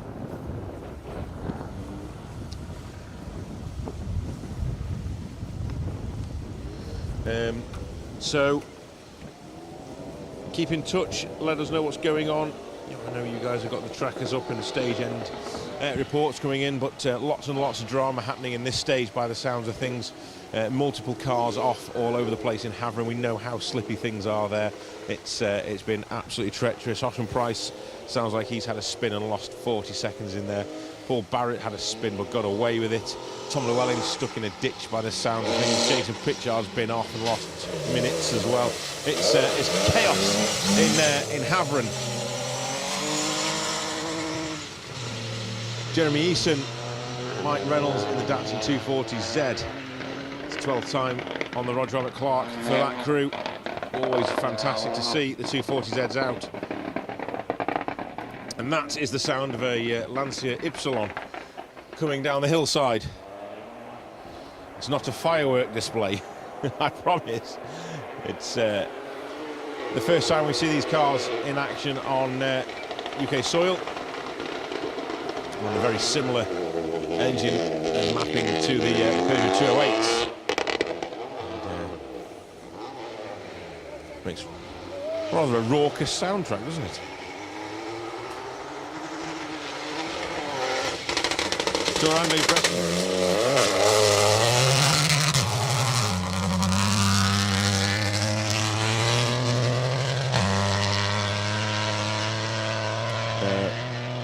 Corey's been filming Ollie Morton for 20 years.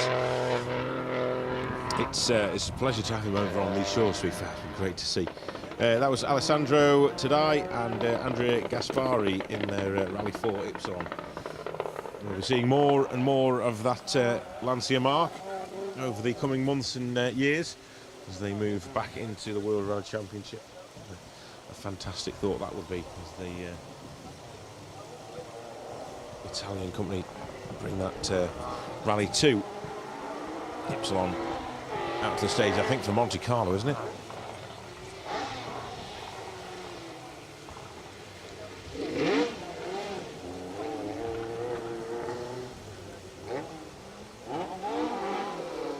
So there's a video of Hafren Price's spin somewhere circulating on social media by the sounds of things.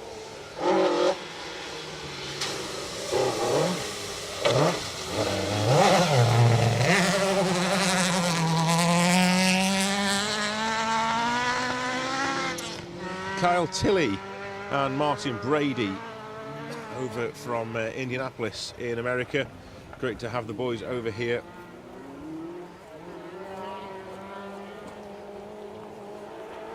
Kyle is the 2021 Asian Le Mans LMP2 champion, and he's having a strong run here.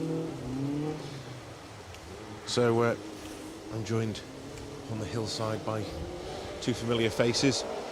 Have you heard what's going on down there, Ben? It's bitterly cold down there. We are having carnage in Havern. We are having carnage in Havern.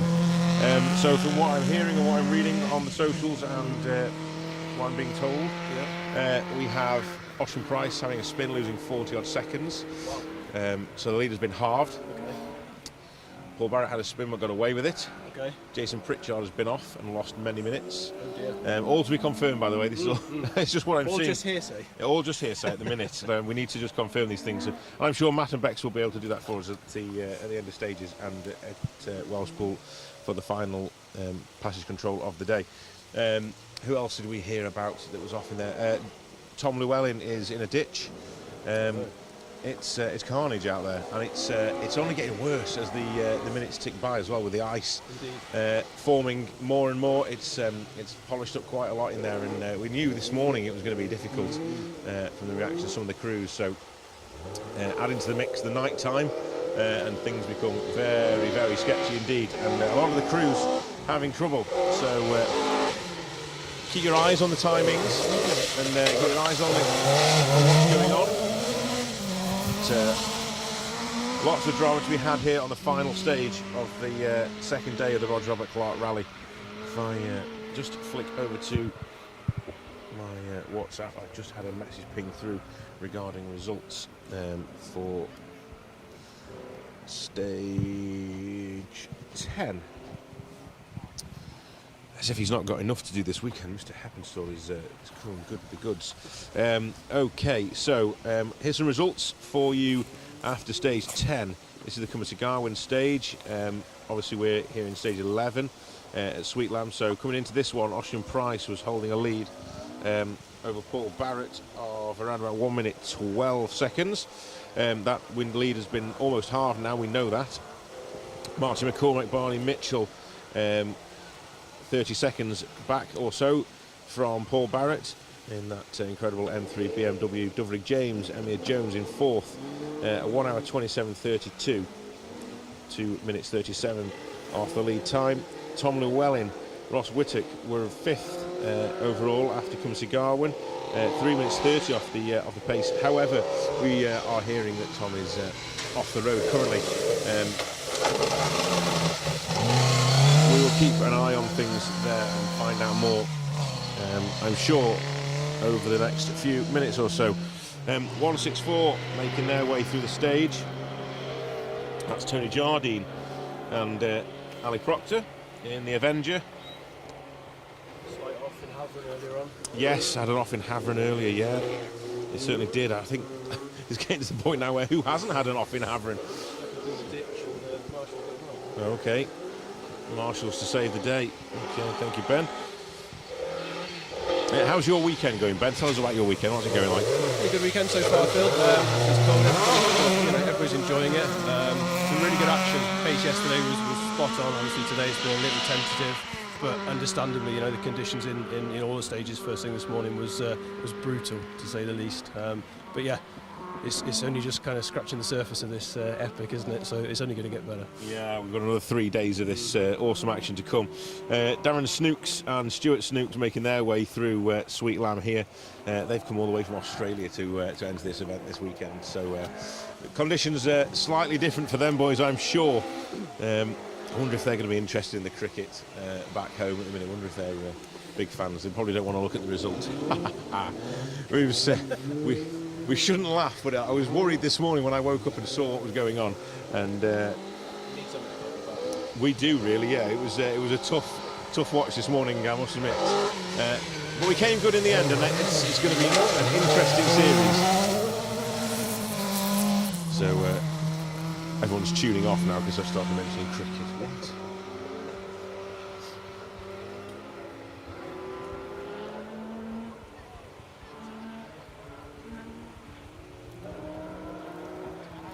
Okay, yeah, sick Avenger. I think it's okay. It's Ben Friendoff as well, by the sounds of things. As I say, these are all a little bit speculative. We'll have to keep an eye on these things and find out exactly.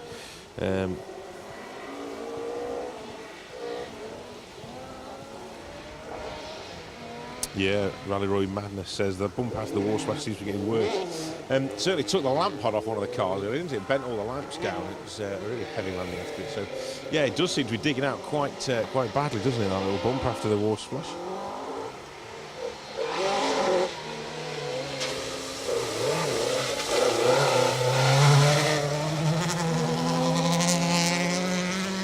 Dave Pedley and Grace Pedley in their RS 1800. 7th time out on the event for the crew. Best result of a 34th overall and first in class in a TR7 V8. Brilliant stuff, we like that. We like that. Steve Warrington alongside in 2006.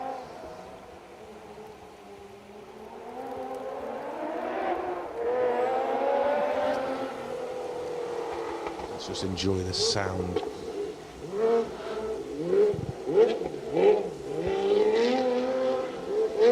Flick it one way, flick it back. Nicely done.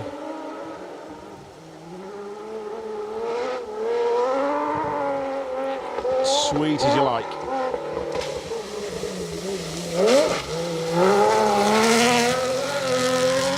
And crashing through.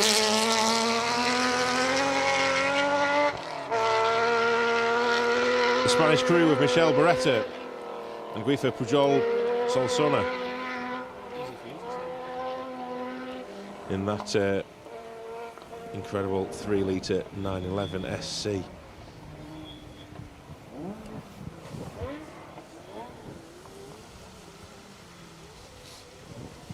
It's taken me all year to start to get to grips with some of the Welsh names, and then now we throw these Spanish and Italian and Dutch and yeah, all these foreign crews. It's fantastic to have them here. I wouldn't have it any other way. But yeah, you're really trying me this week, aren't you, with these names and pronunciations? Kuma Cigar one's taken me probably 10 years to pronounce, and I don't think I'm anywhere near really with it either. I'm just guessing it. That's what I said. Yeah, that's exactly what I said.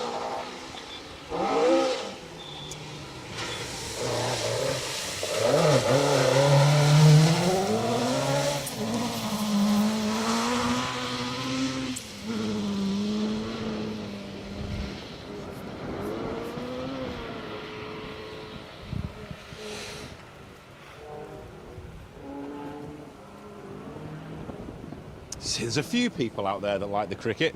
I have had one comment though. Somebody who really doesn't like cricket. Dave Cram says, "I don't like cricket."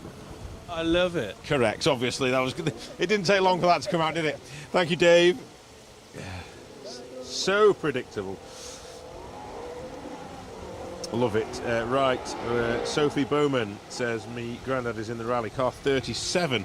Let's give you a shout out. Where are we then? Car 37. Car 37 through already, so let's have a little flick back and see who your granddad is. Your granddad is either Andy Davis or Ian Beamond. There we go. Big shout out.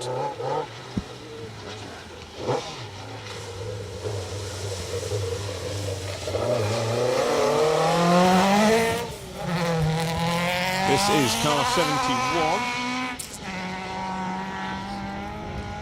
Donald Peacock and Craig Wallace. Bridge of D is the home for Donald. Long way from home right now, but probably feel more comfortable tomorrow, I would expect. Right.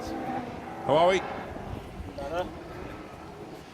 Crown and pinion's gone. Right, come here. Tell me all about it. Hang on, before we go any further, my light's dying. That, mate. Right. Ian or Dan? Dan, I can see you now, Dan. My light, there we go. Sorry, Dan. Right, tell us. It was, yeah. Yeah, it was, absolutely. So, yeah, it did sound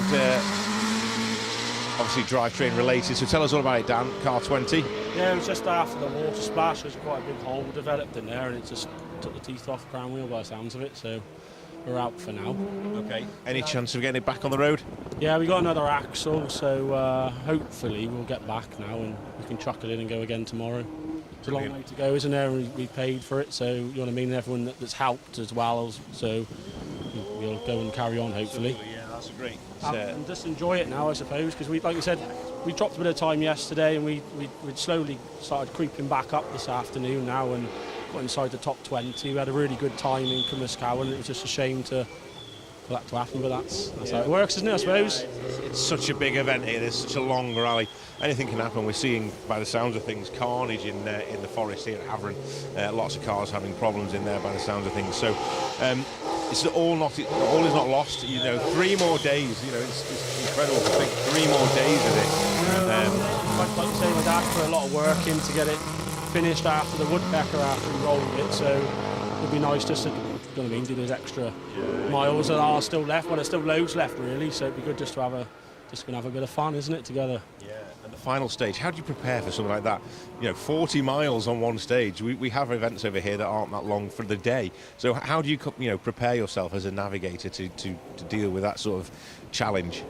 Oh, I don't know. You just get yourself comfy, and you just get into a rhythm, don't you? And you just forget where you are and just keep calling notes. And I look at the top of the page. I got it marked like every so far through the stage, so you know where you're at really and how long you got left. So my dad was on about swapping and letting me drive. As he's 60 now, you reckon to get tired, but he'll be all right. We'll have a nap in the passengers. Okay, great. Yeah. You won't need notes. It's fine. Okay. That sounds very daunting, to be honest with you.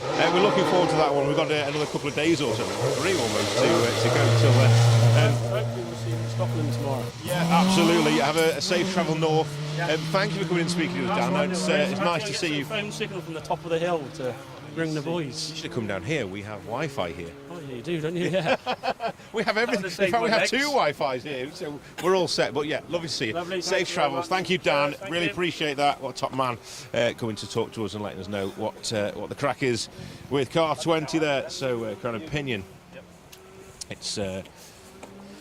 It's taken a knock, and you can see this hole has opened up quite nastily, just after the water splash here. So it's worth noting that if you're sat on the start line and you're about to head into this stage, watching the live stream, you can just go aye aye and make a note of that one.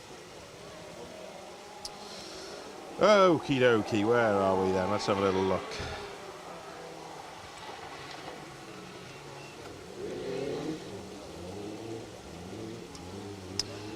Go to Maccoby.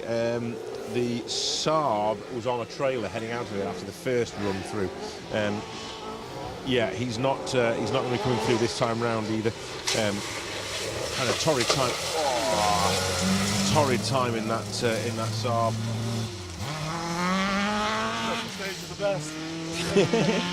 Thank you guys, appreciate that. Safe travels north, boys. Look after yourselves. Yeah, all the best, guys. Take care. Top team BRM heading north for their next 3 days.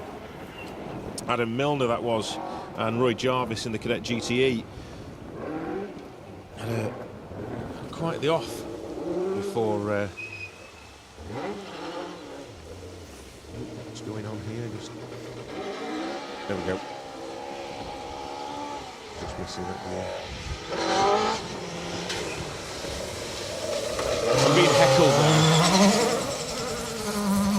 Car 96, I'll tell you that in a second.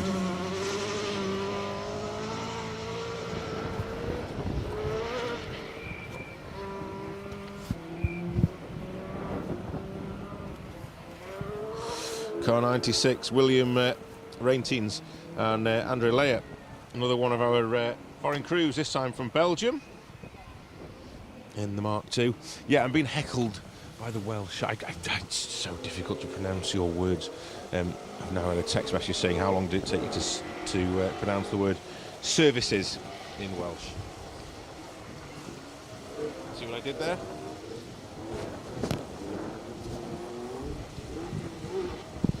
Gwasanathai, am I right? Something along those lines. I don't think the pronunciation is wrong. I think the spelling's wrong.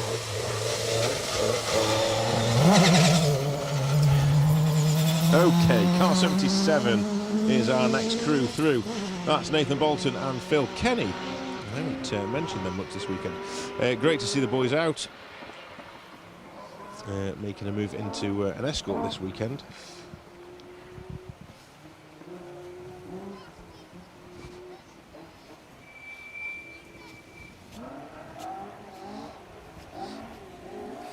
My wife clearly thinks he's trying to be funny. Sending me photographs of Chinese takeaways, that is not going to win me over. That is just not on.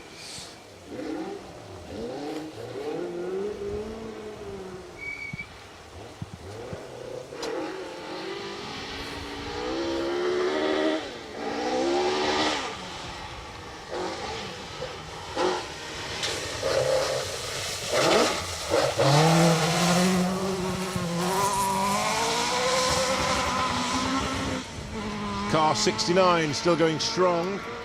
Phil and Mick, the Squires boys. We saw Chris have to be pushed back down the stage earlier and parked up in the similar escort. But Phil and Mick still going strong, the Stoke-on-Trent boys. Take it easy in there, guys. It's super slippy. They've done this event 14 times before, so they know exactly what's going down. Yeah.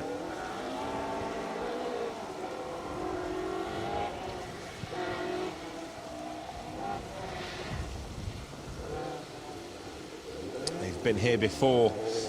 They know conditions around these forests really well. Campaigning that escort for a very, very long time. The things you see whilst you're commentating on a rally in the middle of nowhere.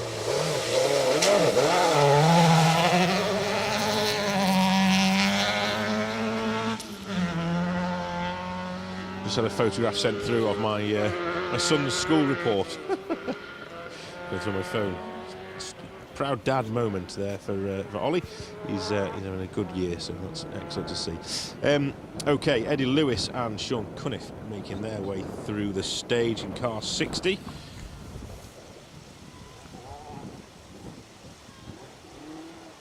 was a little bit quiet there, didn't it? But, we have cars on the way, don't worry.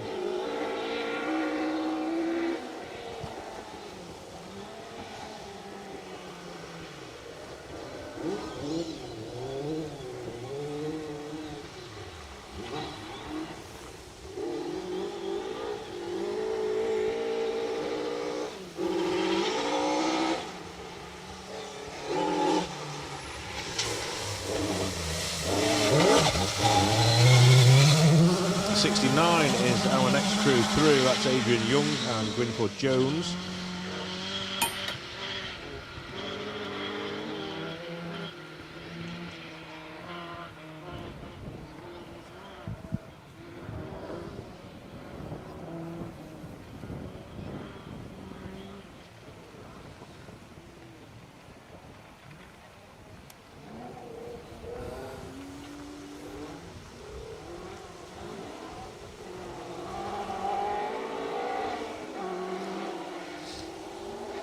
Any possibilities of getting an update on the legend that is Johnny Milner, please? Cheers from Spud. If I'm being honest with you, Spud, no, I can't give you one.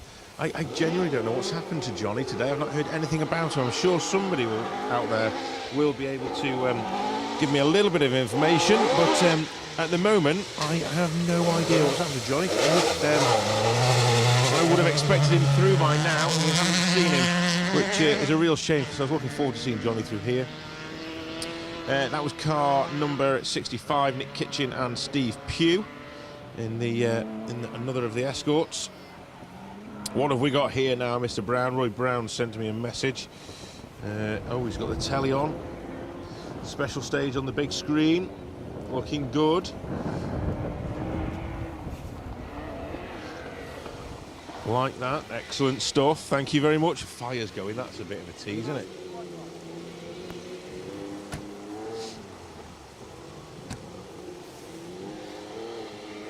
This looks like Ian Evans's crew just arriving.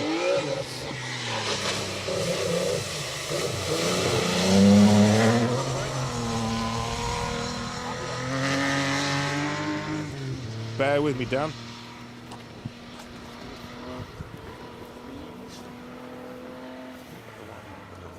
Sorry? Get the white list out. Yeah, can you...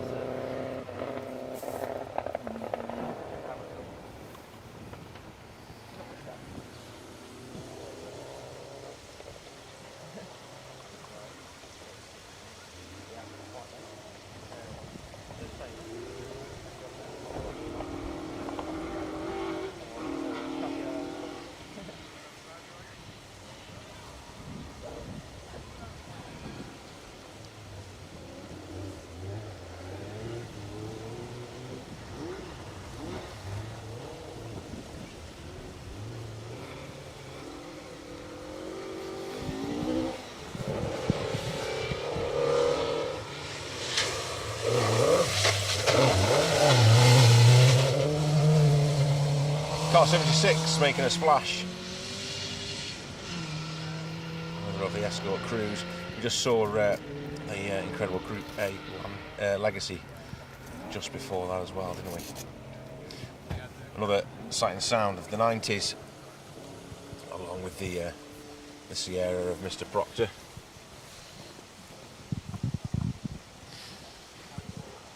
Right, back with you. Just a quick swap around there. Warm as toast will be a bit different tomorrow when I'm out on the stages. Thanks, Roy, for sending me a picture of a roaring fire.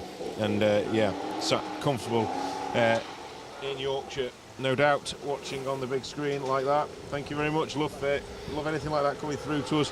Please continue to send stuff over if you can on the Facebook page or on the special stage pages, or drop me a message. I'll listen to that. V8 Raw from the Rover. All the best, guys. Safe travels up north. See you in a bit. Thank you, Luke. See you in a bit. Eastwood Media making a move. Our resident drone handlers, and what an incredible job they do as well on this event with us. They're a very, very busy bunch. We're lucky to get these guys out and help us on this incredible effort of a rally. It's a pleasure to have them aboard. Don't forget, if you are free tonight, in just less than an hour's time, we will be going live with the rally show, the Roger Robert Clark Rally Report, end of day 2.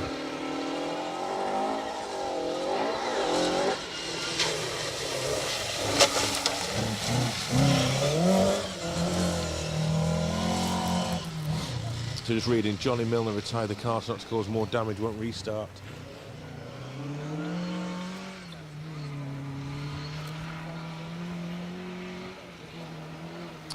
Was it a heavy landing as well, wasn't it? This bump, it's really nasty, isn't it?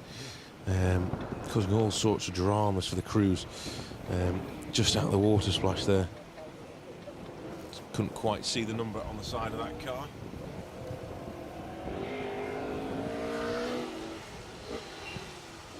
Johnny's throttle bodies gave up. Got it going but retired the car later. Thank you to everyone who is sticking with us and enjoying the coverage this evening on the YouTube page.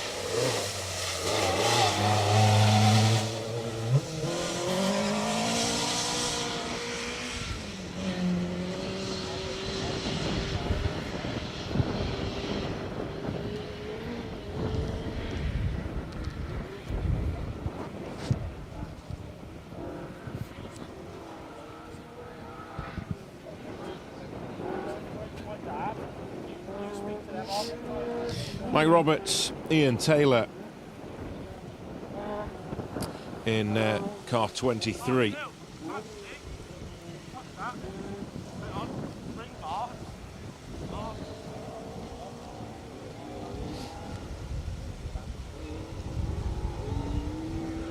Mike Roberts, the father of Di Roberts, and Jackie Roberts as well. It's great to see him out on the event running car 23 in memory of Di this week. It was the 2023 event. It was the last time Di was out on the Roger Robert Clark. I'm sure he would have been here again.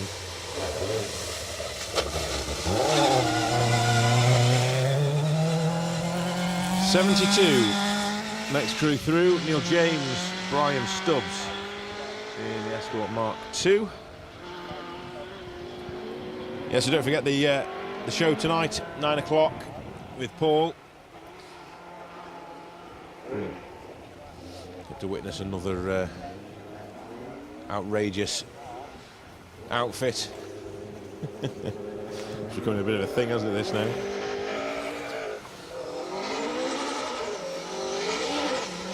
Racer 9877, thanks so much for the coverage. Fantastic effort from you guys and all the volunteer marshals as well. Absolutely, we always give a shout out to the marshals and everyone involved in running an event. This event, more so than any other event, certainly in the UK, possibly Europe, even the world at times, I think.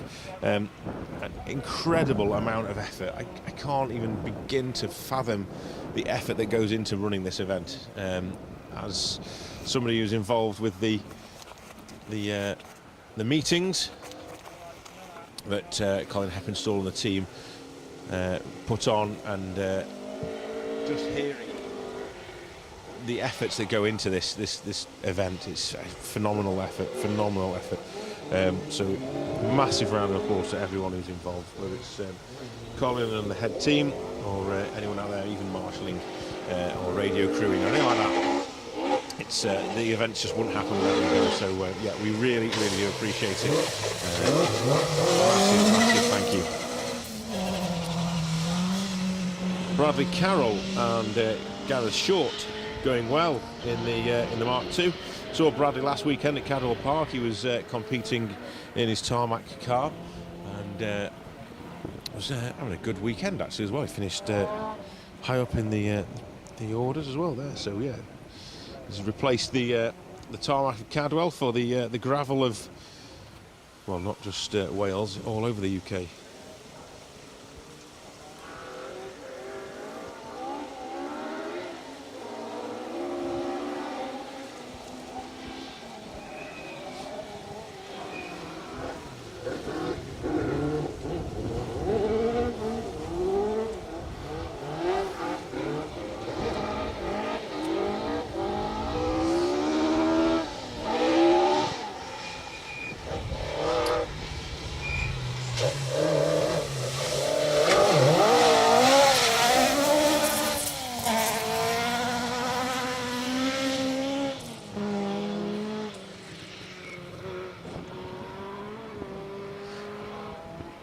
Possibly 83, Dan Jones, Cyril Jones in the escort over from Wrexham, going past their house in the next few hours or so as we travel through the night up to Carlisle. We hope the team will get Ian Evans and Dan Evans' car fixed and sorted and back out again for the northern leg, or northern legs.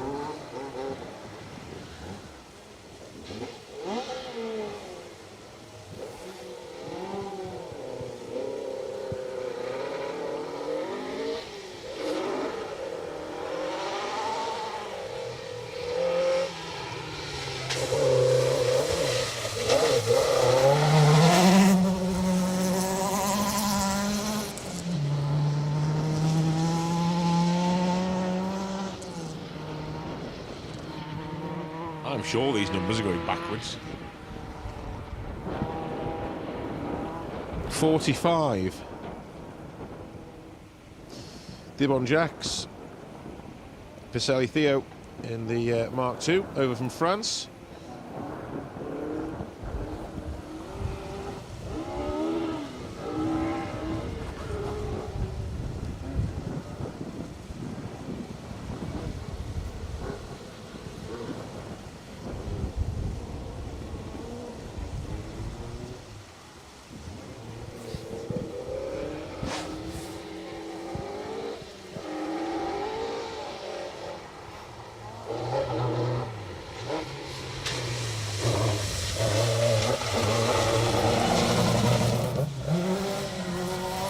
Car 102, that's Thomas Bell with Richard Mills alongside.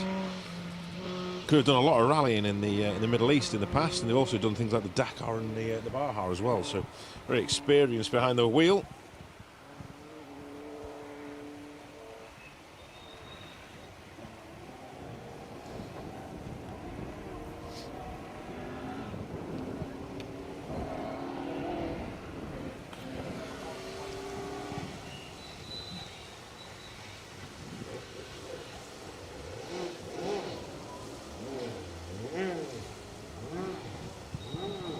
We've got around about 20 more cars to come through this this stage, I think. I'm guessing a little bit, but around about 20 more cars or so to get through, including those bowlers. following the event all the way through.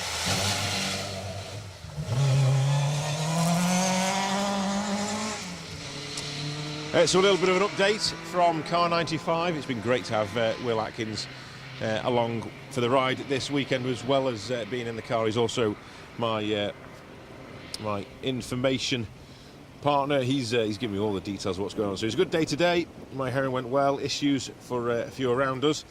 Sweetlamb Havern, very, very icy under the trees. Lots of thick ice in there.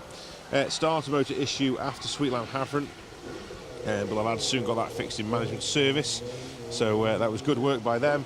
Havern surprisingly got better as the stage went on, which is unusual to say, really. Havern, you'd expect to be a tricky one in there, but they've had a good run from Havern. Coming to Garwin, really struggled.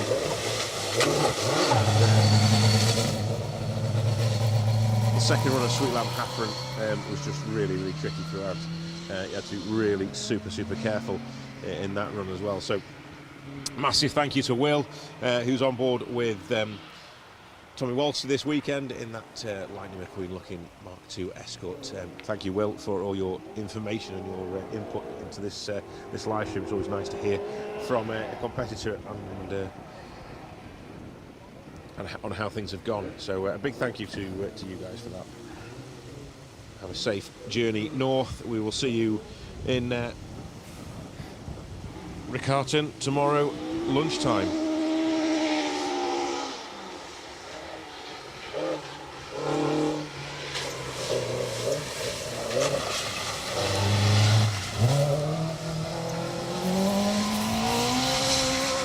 Quickman 4175 says great coverage, would love to have been out on the stages, but work comes first. Been sneakily watching in the office though. There's a lot of that going on. Do not get told off by your bosses. You cannot blame Special Stage for what you're doing at work. I'm not taking responsibility for any of this.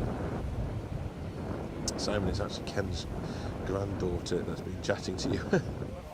The whole team are there, I think. I've been looking at some of the comments. The whole Bowman family are there having a good chat. So thank you guys for all interacting on there. Little Millie's on there as well. So thank you, everyone. It would be amazing to get William Woolard back for a little bit of commentary, wouldn't it? Wouldn't that be amazing to hear that voice again, the iconic voice of William Woolard hosting and presenting the live stream? That would be amazing, wouldn't it? Mike Breen says, hope you commentators got your damn arts on. I don't know what that means, I'm afraid, Mike, but I like the sound of it. I'm hoping it means gloves. I've got my gloves on. I'm not doing anything, but I've got them on. Let me know what damn arts are. I might have missed something, or that might be a spelling mistake. Anyway, thank you, Mike, for getting in touch. Brian Davies, hello, guys. Keep up the great coverage that you're giving us all. Really appreciate that, Brian. Thank you. Paul Moon says, thanks, Phil and the team, enjoying the coverage from Lancaster. Lovely to hear. I made a mistake, but I think Mr. Woolard managed to comment on a Facebook live stream one day in 2023. I think you might be right. I know Mr. Woodford has been in contact with William Woolard about things in the past. I don't know how things have progressed there. It would be great. That would be fantastic if he did something for us.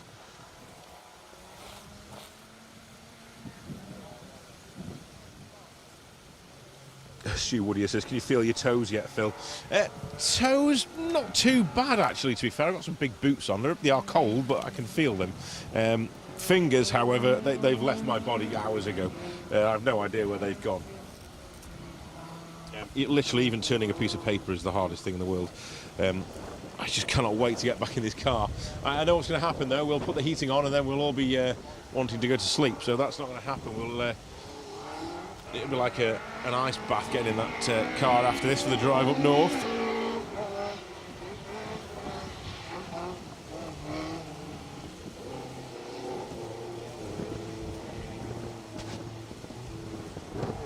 Okay, let's have a look at our next customer coming up the hillside towards us. Lights ablaze.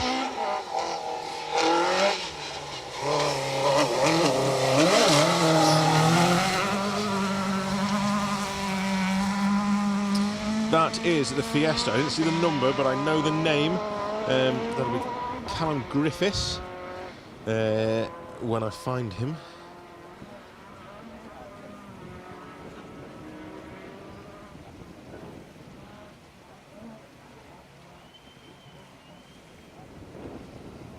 tell you more about him, but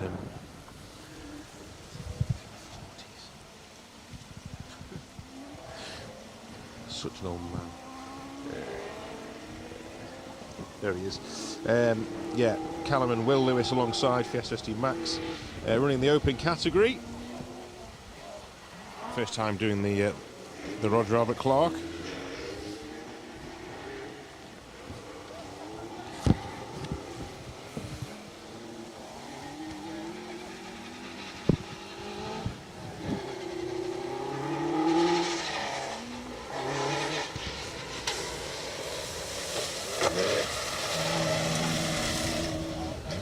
Car 93, the second of the Astras making their way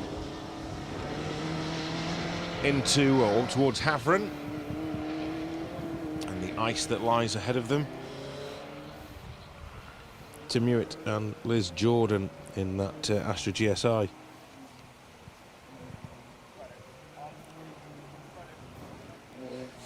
Dillybum says, what's the news on Ian Evans? Well, I can tell you. Unfortunately, Ian's parked up just up the road from me here. Dan's been down and had a chat with us about it, and it's the crown and pinion that's gone, unfortunately, after hitting the compression just after the water splash here. The crew and the boys are here, and they will get that car sorted, and no doubt we'll be back out tomorrow morning up in the Scottish borders. So well done, boys. Thank you very much.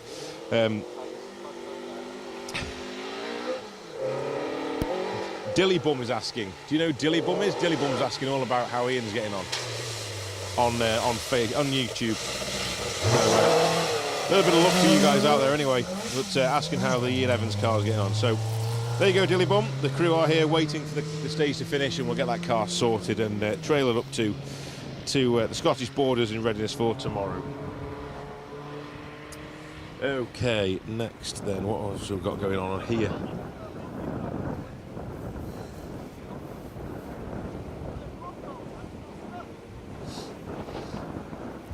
Lucky escape to the sump. I think a lot of these cars are having lucky escapes to the sump.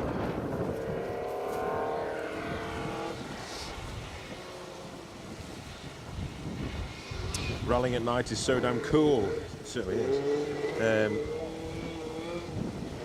Thank you, Granite B Hoy 830. Sunday stages road from A701 to A Village is closed due to a landslip.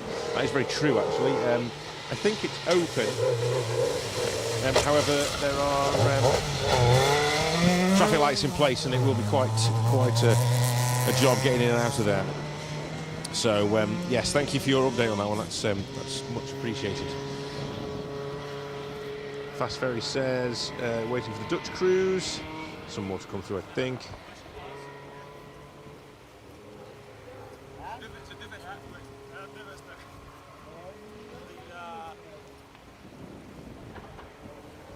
Oh, I've been told off. You don't know what Demarts are? Body thermal clothing, mate. From Bingley, West Yorkshire, by the Five Rise Locks. Okay. I've no idea. I'm still not much the wiser. In that case, thermal clothing, I have none of that on, no. I've got some nice, thick, warm trousers and T-shirts, hoodies, jumpers, coats, you name it. But yeah, I've never heard that before. The Menace 7713 says thanks for coming to Phil and the crew, and a massive thanks to the marshals for their dedication to the sport. I can hear the whistle of a turbocharger. That is the Starion, car number 80.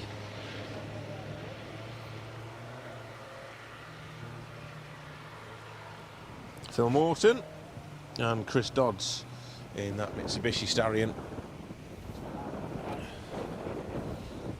Is that an old Astra? Yeah, relatively old Astra. I don't like calling it an old Astra because I remember them, but yeah, it's a relatively old Astra, yeah.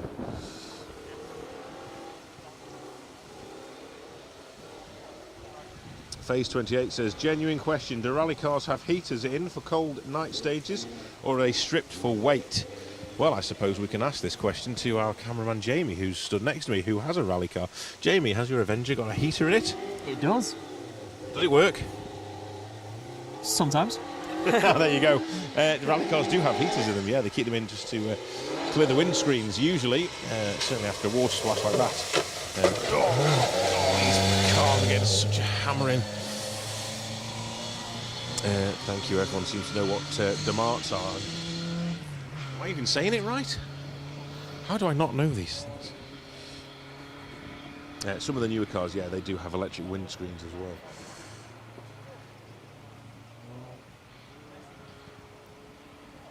well.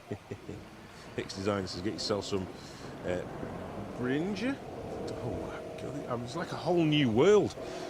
You've opened up a whole new world to me here. They're great. You look like Rabsy Nesbitt, but they do work. Norwegian string garments. I'm not sure the world is ready for that, if I'm honest with you. I'm not so sure the world is ready for me in some sort of Norwegian string garment. I'm certainly not ready to see that either, so... Thank you, Dave Marsh. Thank you, Dave Graham. Do all the drivers use notes? All notes coming from organisers. The notes come from the organising team. Organisers' route notes is what we are using on this event. Some people are using maps as well, but yeah, most of people are using organisers' route notes. Roger Fowler, Christopher Dewsnap in car 110 are tackling the stage here at Sweetlamb, the final stage of the Welsh leg. It's been a grueler and it's not over yet.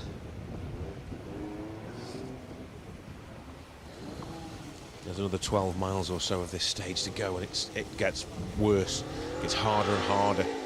So, yeah, let's keep our fingers crossed that these guys all get through and we'll see them all.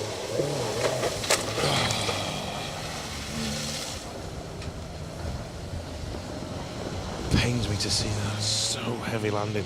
118, I think it was. Smashed light on the front of the car.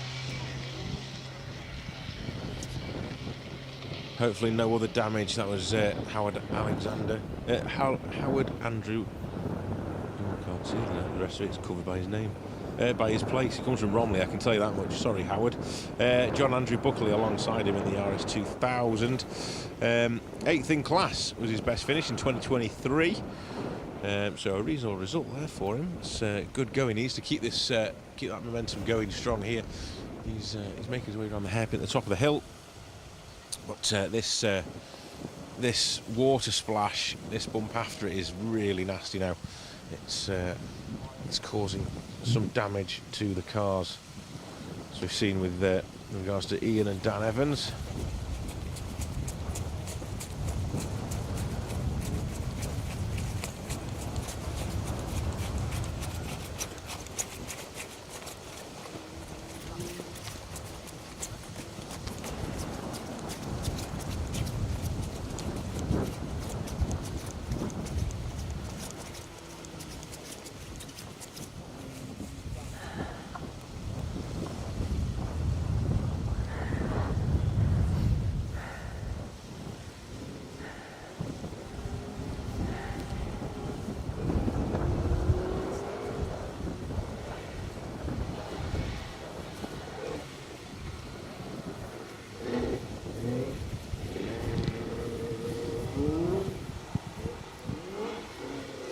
So not too many more cars to come through. We do have a few of the bowlers at the end to welcome along. Built very flat, I like that. Car 103 with the flashing lights on the front. Oh, of course it's Mr. Hemingway.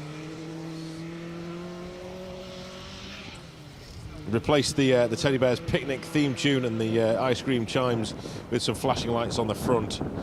Simon Ashton, as always, alongside Dave for the ride this year.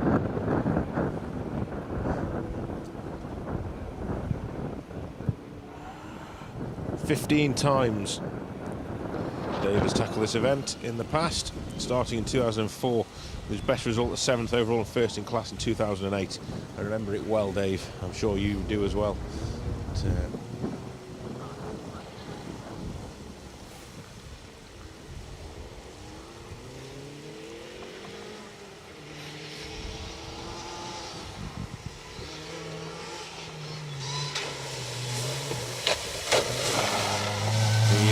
the Ibiza crunching through the water splash. David Aitcham and Russ Smith in that 2-litre Seat Ibiza. Dave down from Macclesfield.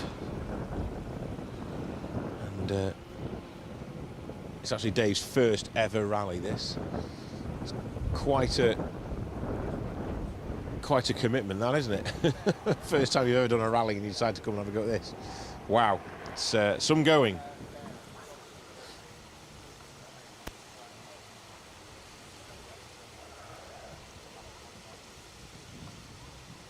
First of the bowlers enters the bowl here at Sweetlamb.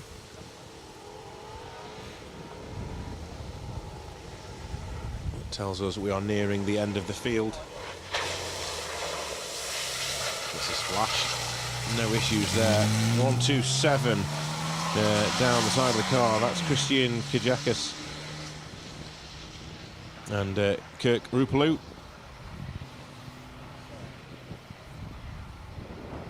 Built for these conditions, those cars. Pace as well on the hillside there.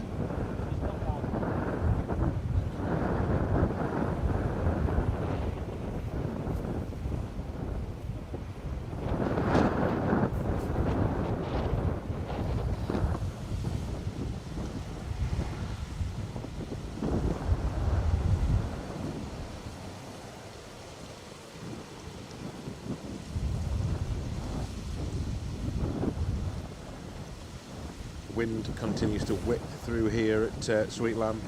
Certainly getting stronger, I can feel that now. I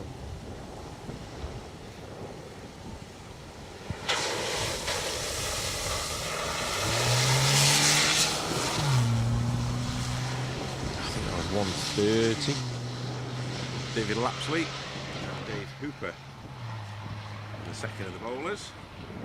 All identical cars these, bowler 90 defenders.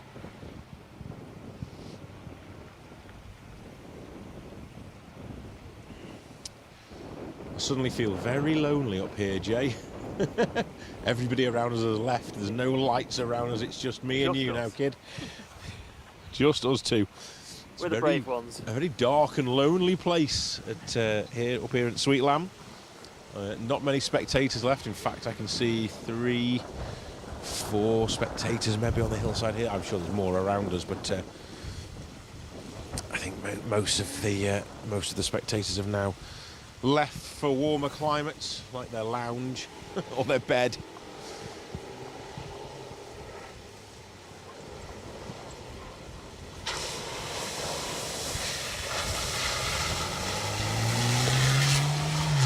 .128 is next up for us. That is Yoma Jokela and Taji Jokela. We've seen those guys competing all year in the bowlers in the UK. Probably know Sweetlamb reasonably well, I'd say. The Knight Rider stripe on the front of that. Yeah, you're right, Rally Roy Madness. It was, wasn't it, Dave Hemingway with the Knight Rider. We'll start calling that car Kit. Dave Hemingway's Escort.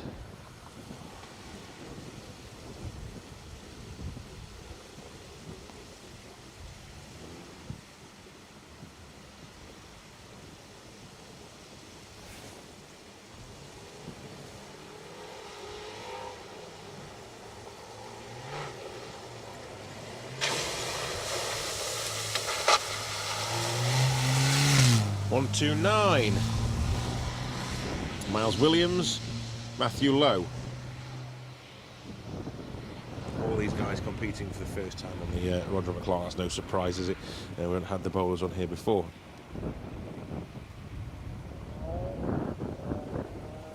Thanks, Hicks Design.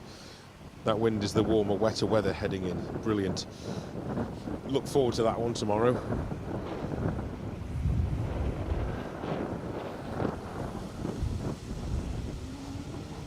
Has car 86 been through? Sean Jones and the Chevette. We have had a couple of Chevettes through. I must admit I didn't see the numbers. Sorry, Rob Carman, I don't know for definite. I'd hate to give you wrong information on that one. We have had some Chevettes through, but I didn't quite see the numbers on them while I was chatting to Dan before.